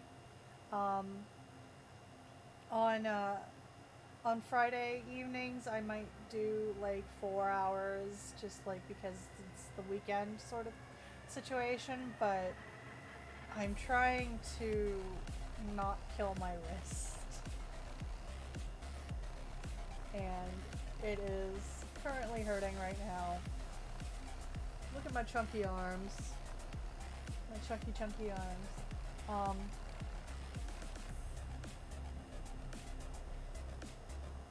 But yeah, let me know what you think about a prince in a hybrid Discord game who's Discord only. Like, what do you guys think? I don't see a problem with it. Like, I'm trying to be a responsible player. I'm trying to be a responsible player, and I'm trying not to fuck up the game. Like, I've literally talked to the storytellers before I came in and was given the Harpy position. I was just like, look, I know that I'm a Discord player, and I know that it's Prince Jenny Taylor. You know, like since I've come to Sacramento, you know, I've been very concerned with making sure that I don't fuck up the environment of the game, with whatever I'm doing as a PC, just because I'm here to collaborate. I'm here to have fun. I'm here to let everyone else have fun too. And so, like, I'm not about power plays if it means nobody's having a good time. So, yeah. So before I became Harpy, I was like, look, I understand I'm a Discord player, and I know that with the pandemic kind of winding down, people are going to start going to live games more. I want to know, I want to make sure that I'm not causing a problem that could be solved with like getting someone local to do this, to do the situation and stuff. So So you know, I'm just like I'm, and of course because I don't know the climate out of character about like the drama or the interpersonal relationships that are going on. Like I don't want to step on anyone's toes out of character as well by my tromping in and just steamrolling everything in character. And I know that Jenny's that kind of character. She will 100% go in and she will freaking steamroll if she can. If she has even an ounce of ability to do so, she will 100% steamroll a situation, events. Like she will take full control to be the center of attention. So it's like, and I'm not like that. So I don't want to cause an issue with other players. Like and I'd like to think that I've been doing as much as I can. And if I haven't been doing as much as I can, please correct me and like, you know, let me know. But I've been trying to do as much as I can to be a conscientious player. Because I know my character is an asshole. And it's like as soon as I started having my character interact with like a ghoul character, I knew that there was going to be some friction, like there was possibly going to be friction out of character because my character just thinks of them as prey. So they're not an issue. They're a non-entity to her. So I immediately was like, "Hey, I just want to let you know this is all in character. I'm not a horrible cunt. My character is so if you need me to back off, let me know." And you know, so it's one of those things where like you have to be careful with how you interact with people in live action roleplay. You have to it's I feel like it's common sense really to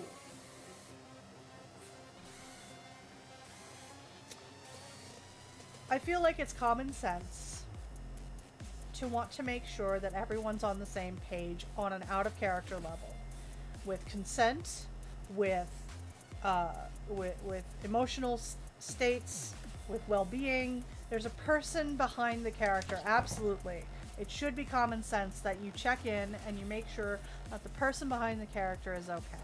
It doesn't matter if your character hates that character or if you don't like the person really. You should always make sure that they're okay. And like that's the big thing. Like you don't want to turn it into a way to bully someone. Like that's actually one of my big triggers is bullying. And like I see it happening. Like when I see cliquishness happen, I understand that this game is very very much geared towards that sort of interaction forming, and that's like a natural progression. But when I see it happening and I see it translating over from in character into out of character, that's when I have a problem. And that's when I get really pissed off. Yes, as the player of Arabnos, whose vice is compulsive flirting, check-ins and OOC talks are important. They absolutely are. And like especially when you're dealing with like sexual situations or like intimate situations, you can very easily have a big problem happen very quickly, and it gets out of control if you don't do the check-ins. If you don't go, okay, so my character is going to do this. And I need you to be I need to know if you OOC are okay with this. If you want, we can skip over it. If you want, we can glaze over it. You know, give them options of like how to deal with it, or give them an option to say no. And that's like the biggest thing that I, you know, really wish was more common.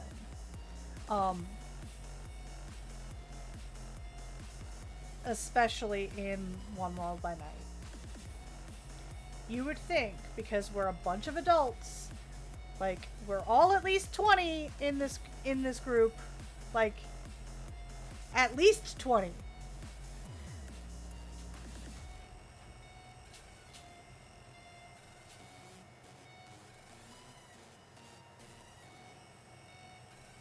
I do try to help new PCs get involved. I try to make sure that like they can integrate into networking as much as possible, because obviously there's a lot of drama that Jenny deals with on a daily basis.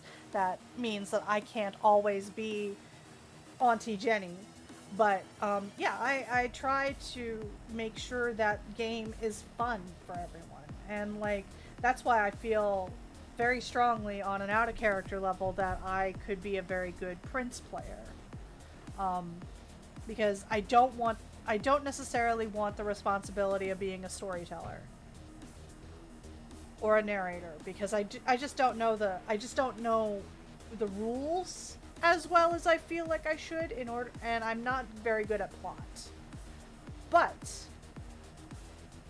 I feel like as a prince character, you become kind of a narrator, you become kind of a storyteller, and you can delegate and get people to get interested in plot without having to yeah, we can't all have a semi-photographic rules memory. That's true.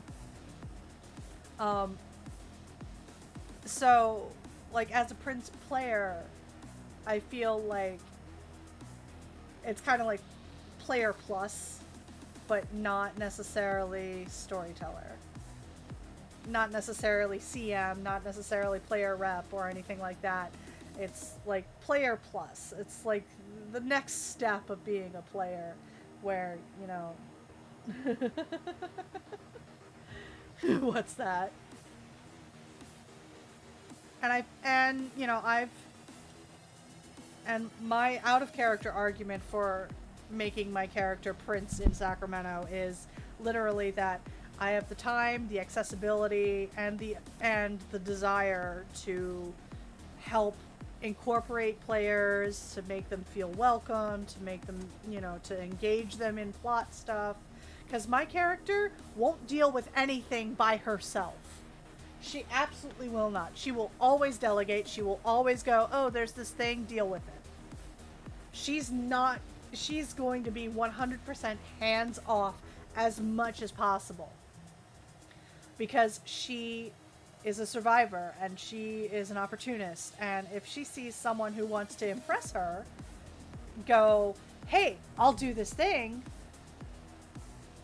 or someone who wants to like impress her or what have you, and there's a means by which she can shirk duties and just go, hey, deal with that shit.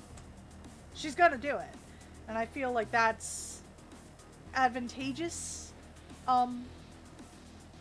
So, I don't know. Now I'm sitting here going, like, campaigning for myself to be Prince.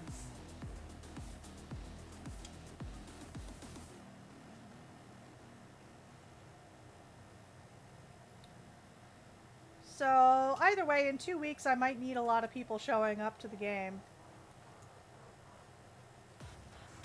Maybe.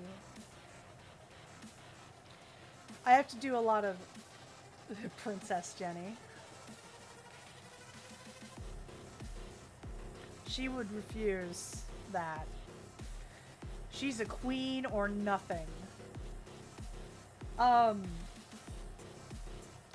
a good question. I should ask.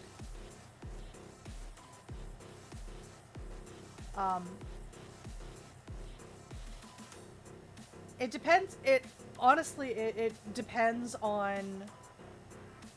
It depends on how much support she can get.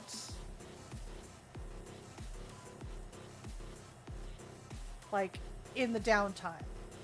Like, I need to talk to the other Primogen that I know. I need to talk to the Seneschal. And just be like, look, I see the tides turning. I smell the winds of change. Something has to happen. Here's what here's what I propose. Like, that's how she's going to be. She has to talk to her elders. She has to talk to her clan underground. It's a big hoopla. So, I'm going to be doing a lot of background work.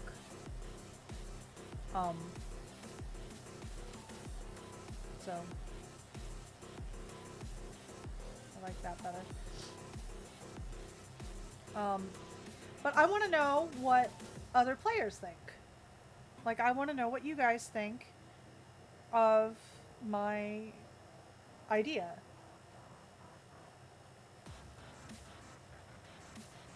Oh, no, no, no, no, no, no, no. No, you don't let them think for themselves. You let them think they're thinking for themselves by planting the idea that you're better. And let them come to that conclusion. But you make sure that that's the conclusion they reach.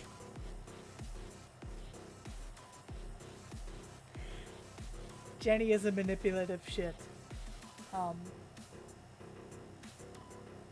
And I will say, Jenny absolutely gaslights people. She absolutely will try to lie her way out of things. She absolutely deflects. Yeah, so...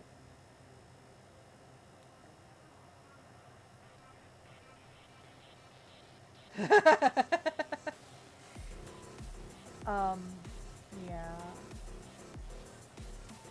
I almost want to have, like, a bunch of Nosferatu show up and be like, oh, so this is the new world order. The Nos world order. Bye.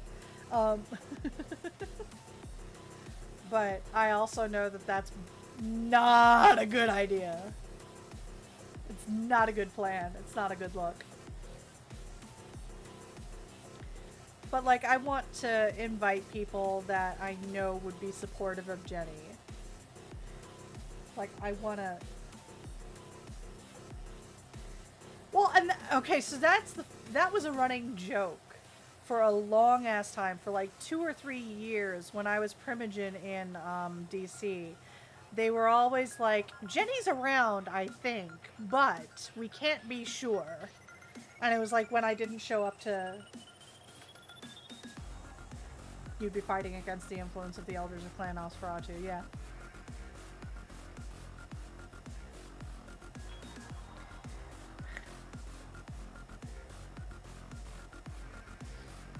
But see, it's not a storyteller saying that. So,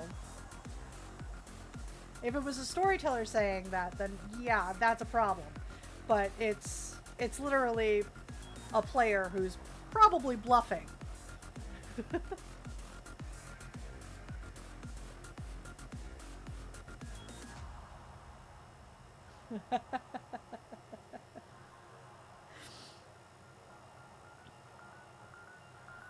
Nos are like cockroaches. You see one, there's a million in the walls.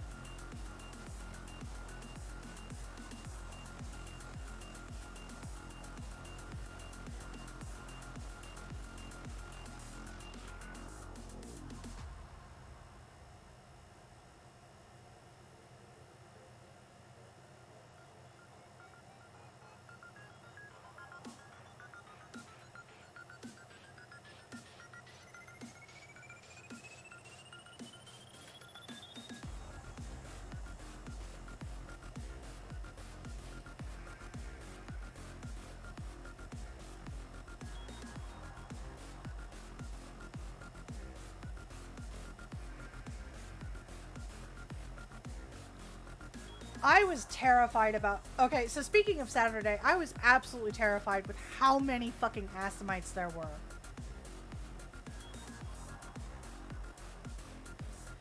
There were like 12 people that showed up that I could count offhand, and 6 of them were fucking Assamites. I was like, this is not good.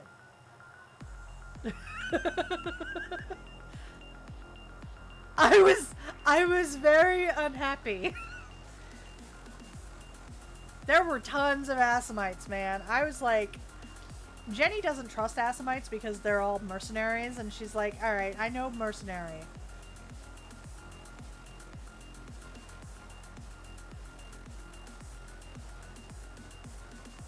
Yeah. Yeah, I'm talking about, the game in Sacramento on Saturday. There were like 6 Assamites out of 13 players that were actively doing stuff. That is too many Assamites.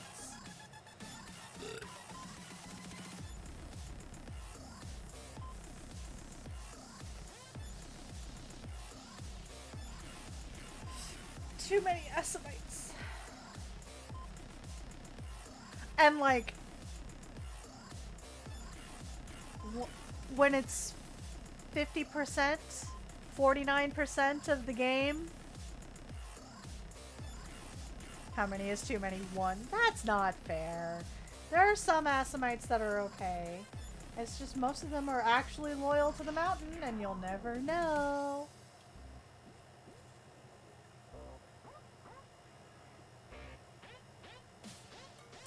But that's why Jenny doesn't engage with Assamites much. Like, she's not. She is not about to get betrayed to serve the mountain. Like, she was there at the Glitter and Gloom when the demon child showed up. Not happening. Not dealing with that.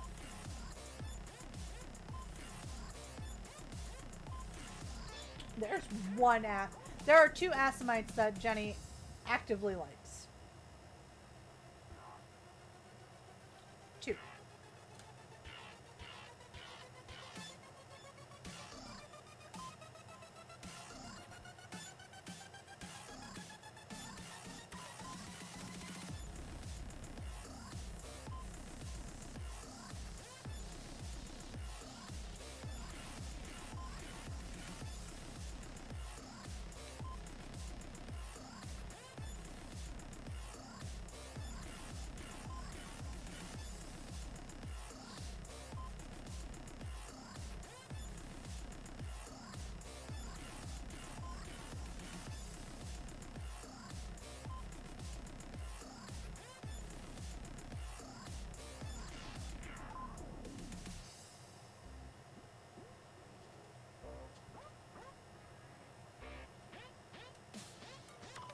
I think Urchin and Jenny have the same feelings about that one Assamite.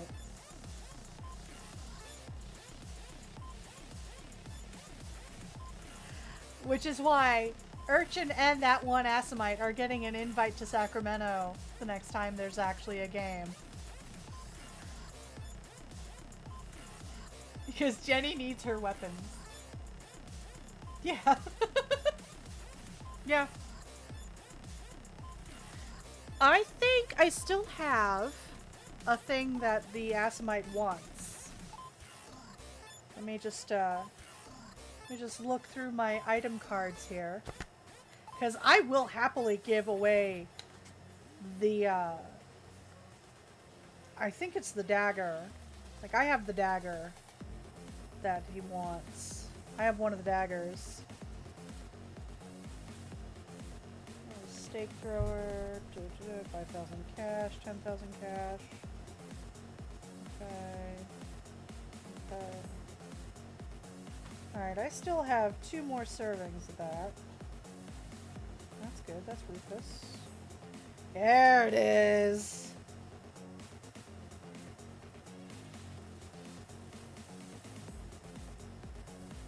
So, I have in my hot little hands a dagger that I think would be of great interest to the Assamite that I want to use as a weapon.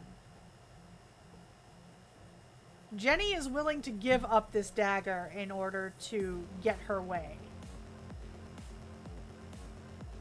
It's one of those things where she's gonna go.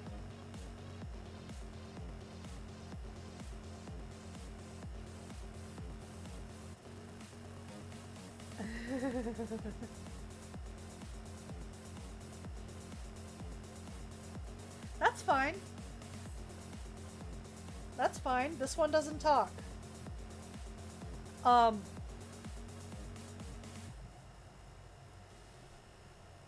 But Jenny's stance is, I will give you what you want if you give me what I want. And what I want is the praxis.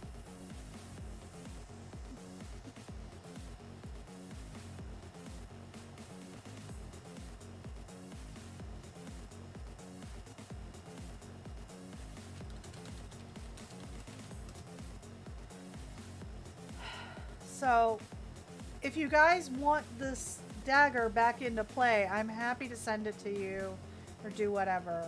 Like, honestly, I'm not using it. So,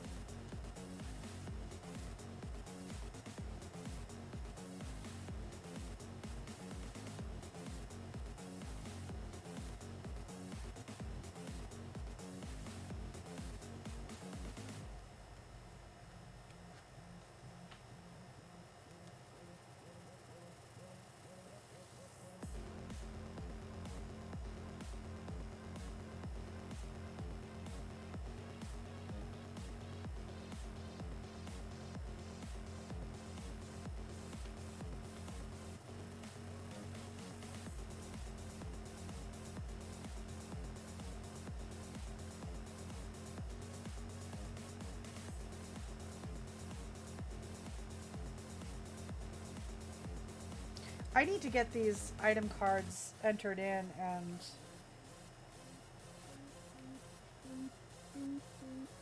like made official.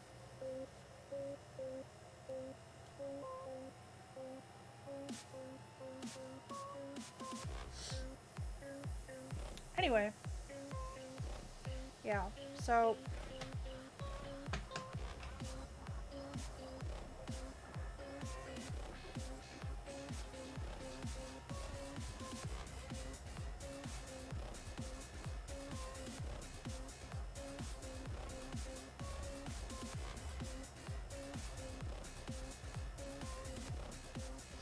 I forgot that my cat wears an eye patch.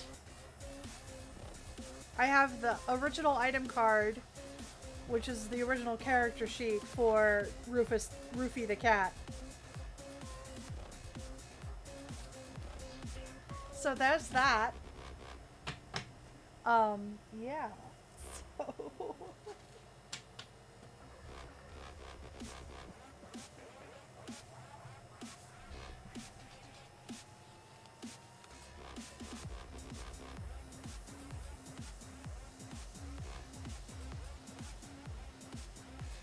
yeah, the cat wears an eye patch.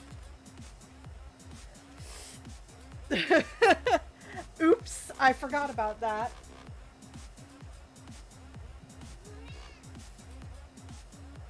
Yes, honey.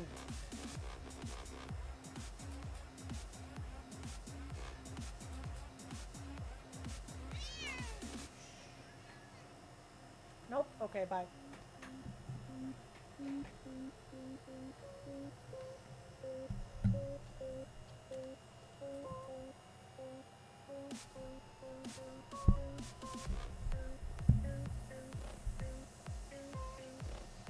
That is the cat.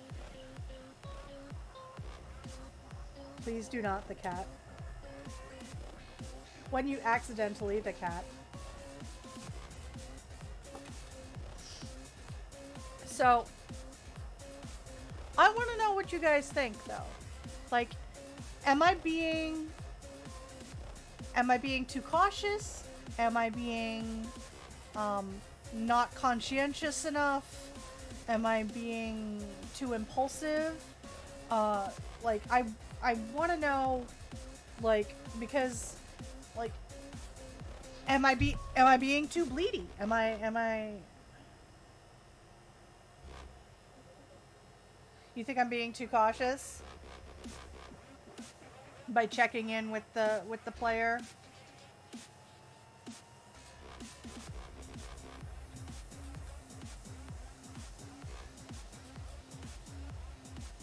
I just didn't want her to have like a nervous breakdown out of character, you know, and I don't know the person very well, so it's like I had no idea how she'd react if she, you know, got this massive like bitch slap and then got praxised on top of it.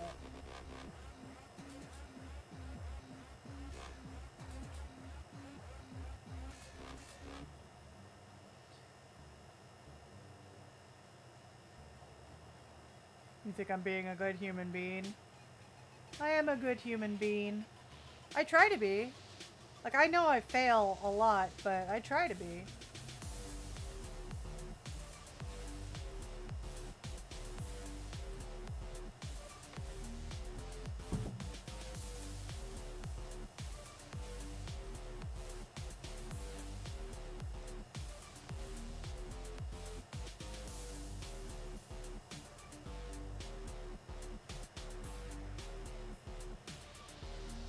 Yeah, but I also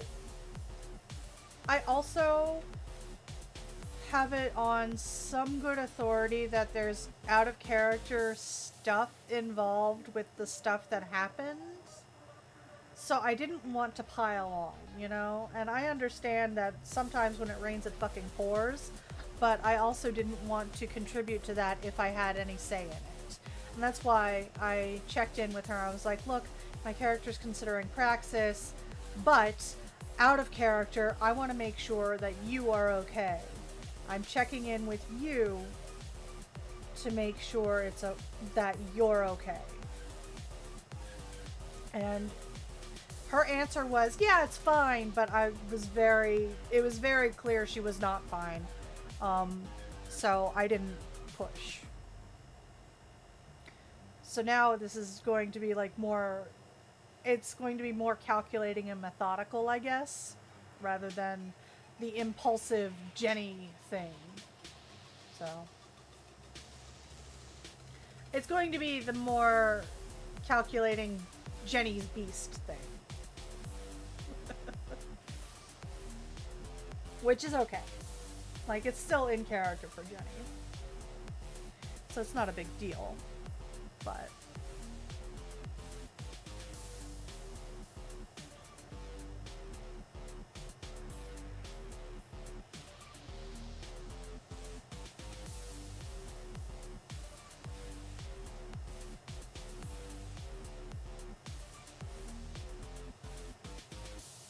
what do you guys think about the pre-screening bylaw? I had never even heard of this, but apparently there's a thing where, like, if you talk about what your character is going to do with someone before you do it, it's like pre-screening or something. I don't know what that is. I never heard of it either, so I don't know. Like, I'm of the opinion that it's not a bad thing to check in with the player. You know, be like, hey, my character's gonna do some nasty shit. I don't know. That's possibly a house rule, but I don't know.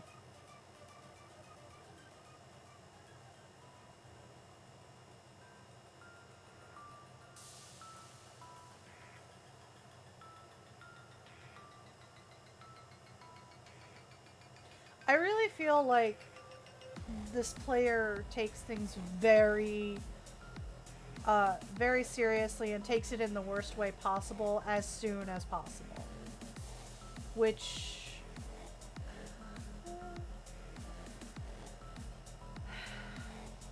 makes it difficult for me to feel good about, like, doing what my character would do.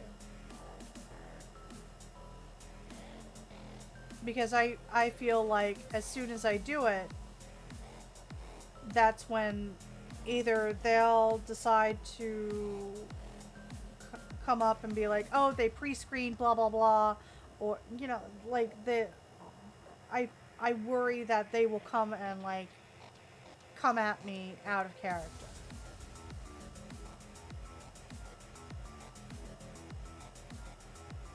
So.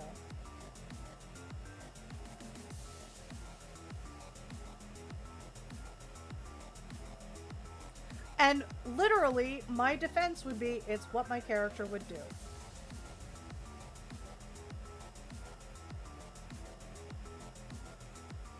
Which is like the one thing that I bitch about constantly, you know? Like, I bitch about people using that as a defense. But it is my defense. It's what my character would do. I didn't do it the night that she would have done it because I was concerned about your out of character well-being. So I waited. You know, it's like, I don't know. That's kind of where I'm at. You know, I'm very concerned that if I do anything I see now, the player is going to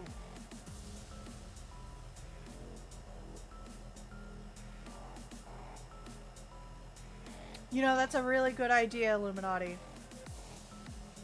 I'm going to do that. I'm going to put that in writing in my channel and just copy and paste the conversation.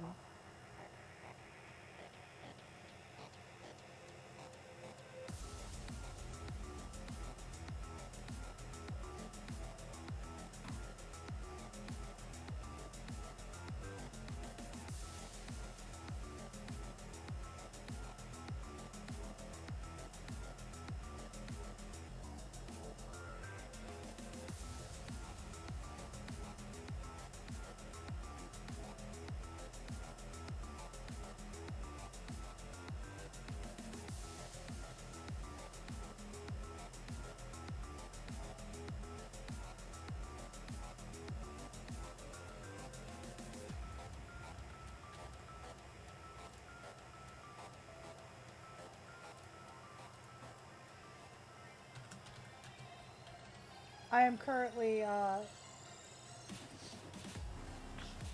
doing that as we speak.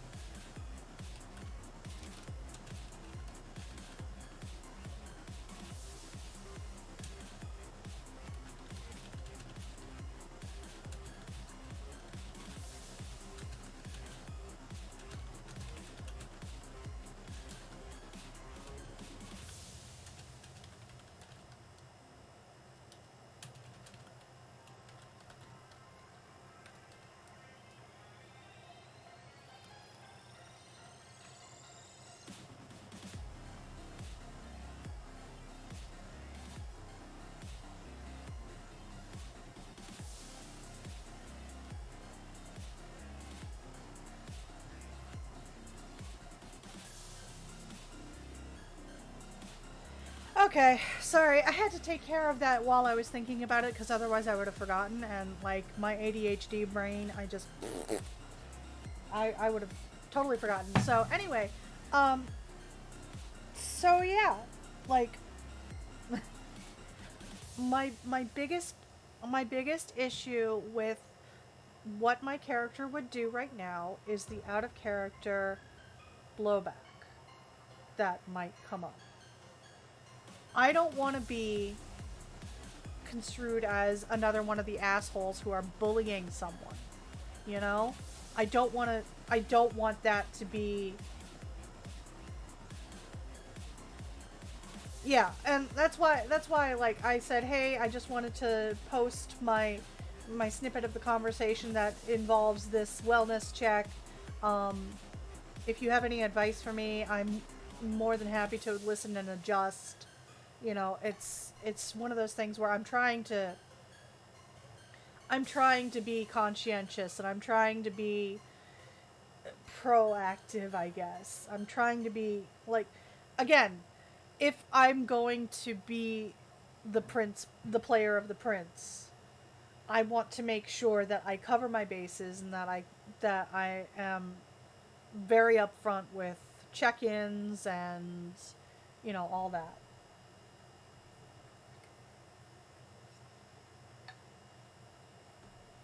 That's some good shit right there.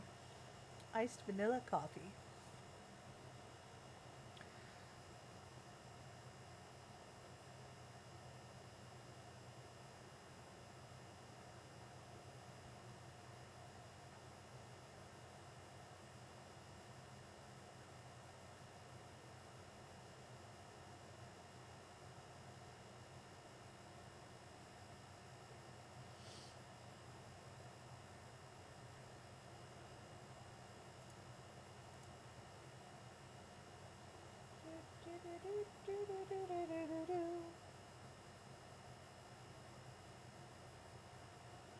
Yeah, and like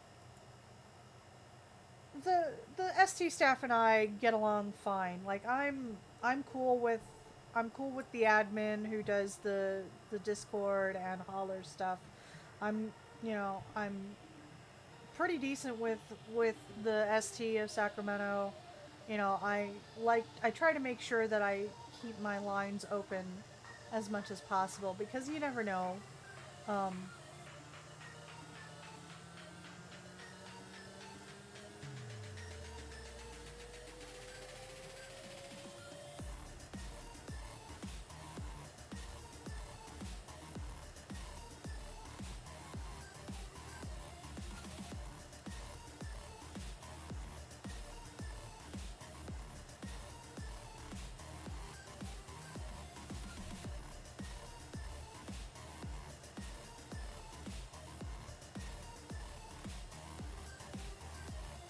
like I think the way that I'm approaching this as a player also will inform people of how I am as a storyteller almost. Like I'm very narrative. I don't like chopping things out. I like being able to figure out, okay, well this and this can happen and then therefore this and this will happen. So like I'm all about narrative.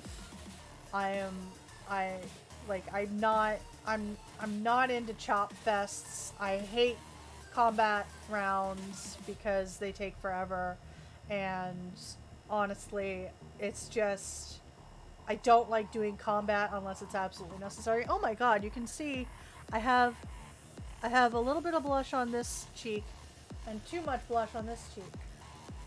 How long has it been like this? Has it been like this the entire stream?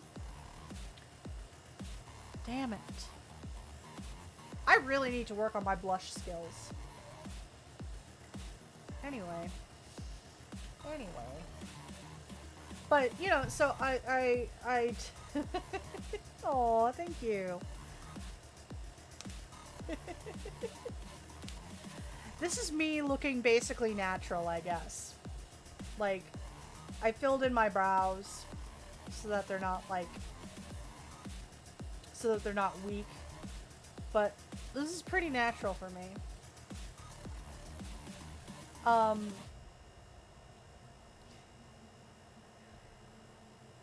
But like my approach to roleplay is very narrative and cinematic. Like I'm one of those people who I'm like, if this would look cool on film, I want this to happen.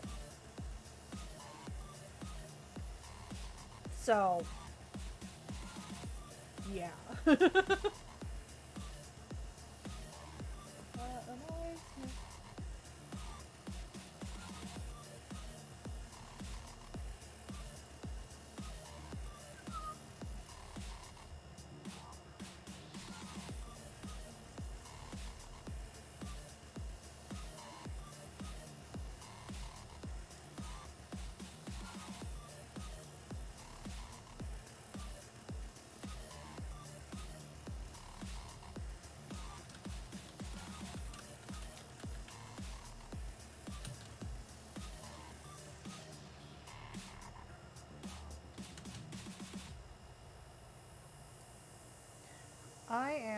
currently finding something to upload for Throwback Thursday on my Patreon. You guys will be treated to a portrait of Cock Robin.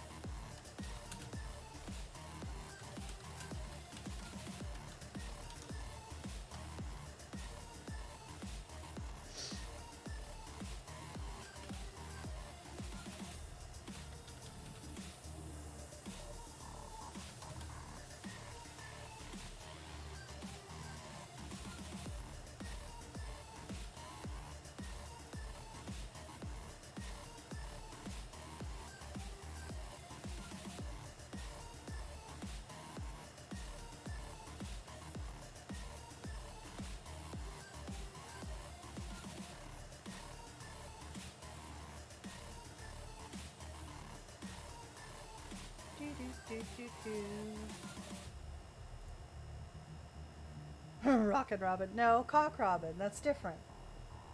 Cock Robin is very different, my dear.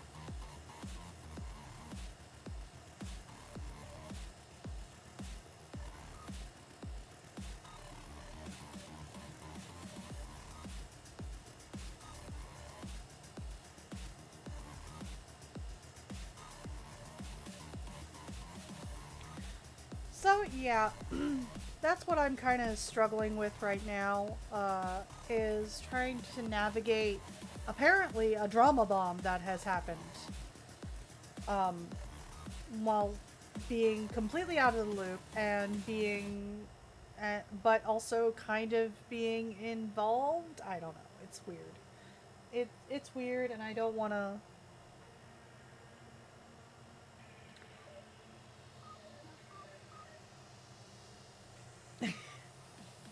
I don't know what to do.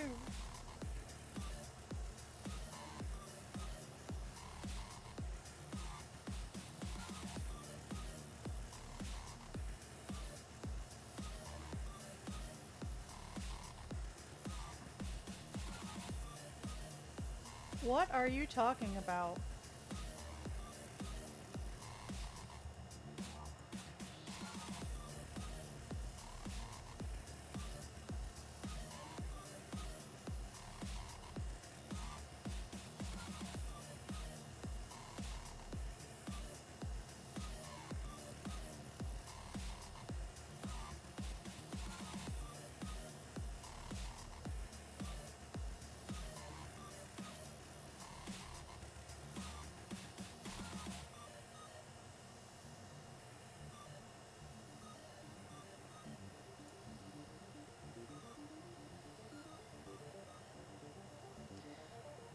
I, Sparky, see that's what frustrates me about it too, because I'm like, I don't know who's involved and who's not involved, so I don't know, I don't know the climate to really talk to anyone who's in that area, you know? Like, my natural inclination is to talk to you, for example, because you're part of the plot, you're part of the scene, and you know, you know the player better, and like, maybe you can help me, but also I totally understand your position where like you don't want to talk out of turn about it either. You know what, Astrid?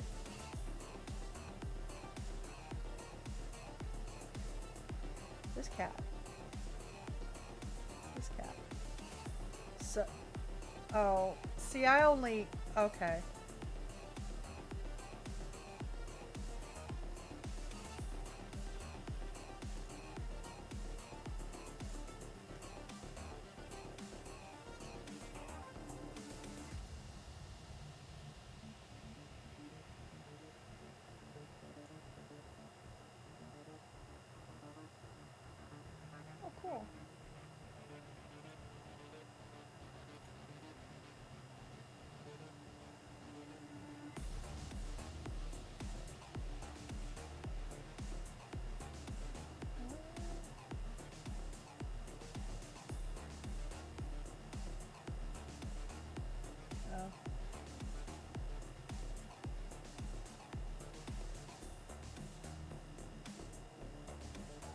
Yeah.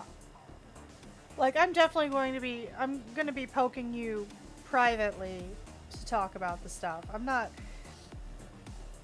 a total dip. I'm not.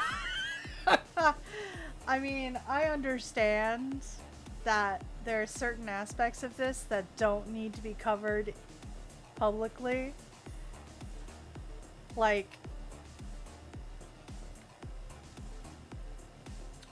I'm not.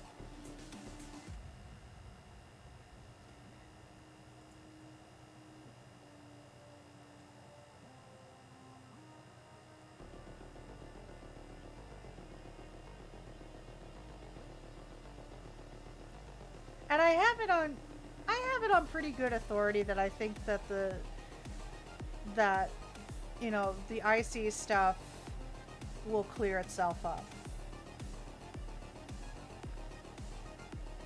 The big thing though is that I want to move. I want to act on this ASAP. Like, get my support, get my people rallied, make my move. That way the player doesn't have to worry about,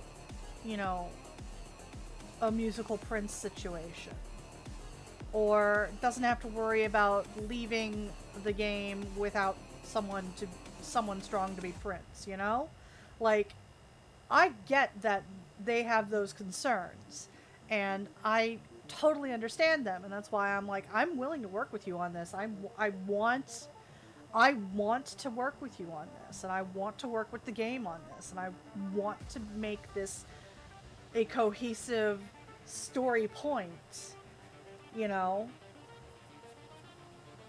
So, I don't know. Am I being too nice? Am I being too nice in wanting to make sure everybody's on board and okay out of character? Am I playing vampire wrong? Am I playing vampire wrong?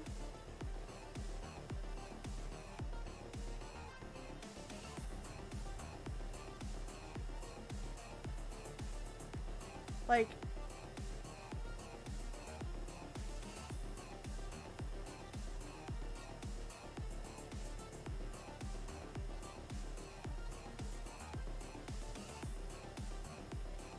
I'm more than willing to be corrected. But well, I've got an hour over my time because I like talking with you guys so much. So this is going to be one of those longer streams, I guess. Because it's been a while. I haven't actually been on to stream, so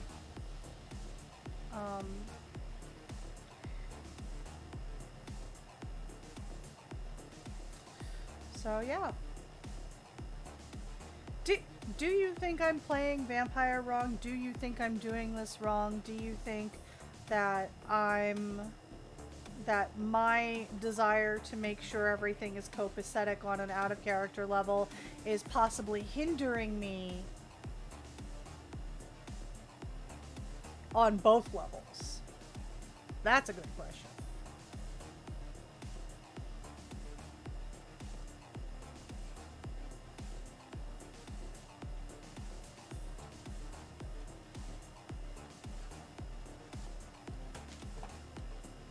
Yeah. Oh yeah. Like, I just spent a week doing that. So I totally get it.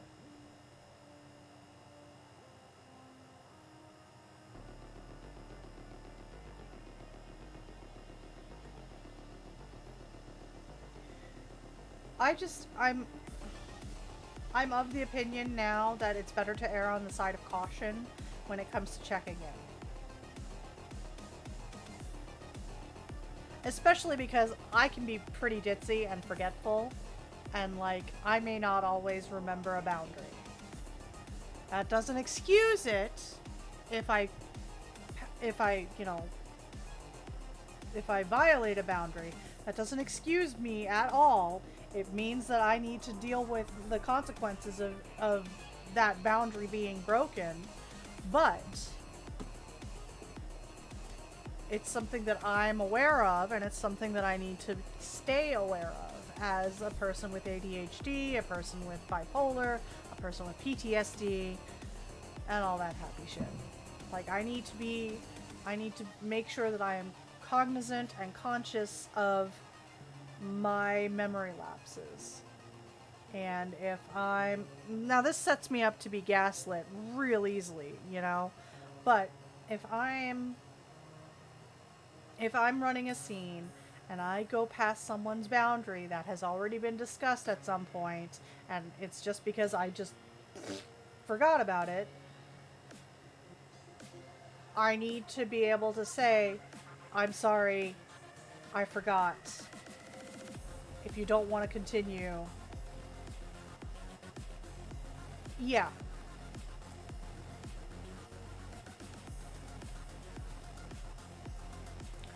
The boundaries can be harder to see when all the communication is typed.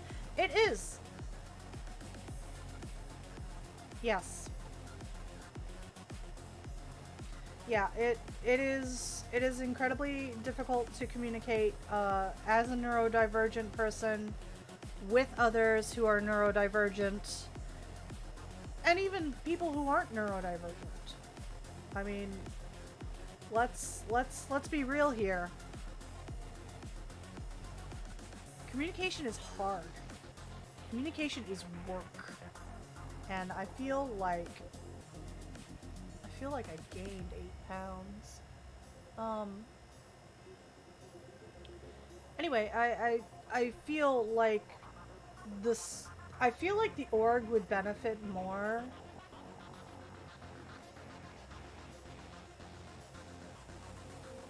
if people actually took the time to work on communication. You know? Like, I understand we're all socially awkward nerds. A lot of us are neurodivergent. A lot of us are on the spectrum. A lot of us have lots of shit that prevents proper communication. That isn't an excuse not to work on it. That isn't an excuse not to try to make the climate of the org more accessible, more welcoming, and more collaborative. I think too often people are playing vampire out of character. And by that I mean they're like doing the backroom deals and mommy daddying and shit like that. And that doesn't need to be a thing. That does not need to be a thing. It should not be a thing. I fully believe that the disciplinary action motions need to be public. I think that they need to be transparent, and they need to be faster. Because too often I see like a ban being put forth and nothing really happens with it. Like, nothing further happens with it. But nobody says anything about like, oh, well, we're proceeding to the next step, or if this is just the ban, okay, cool, that's just the ban. But too often it seems like people will see a disciplinary action process started and then just forget. And unfortunately, we have to work against that. There are too many people who are abusive. There are too many people who are bullies. There are too many people who are sexual abusers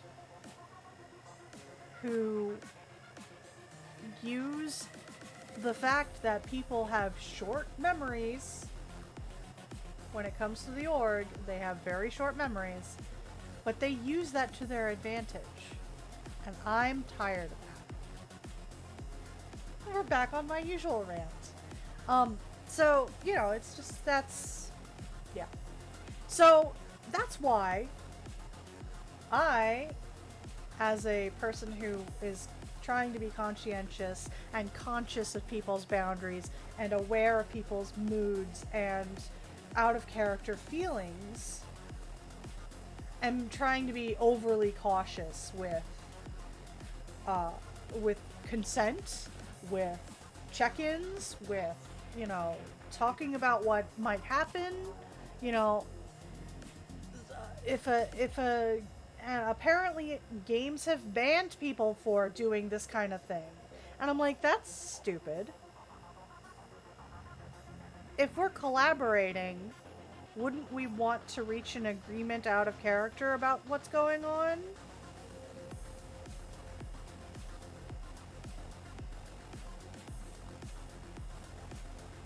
So anyway, that's kind of where I'm at.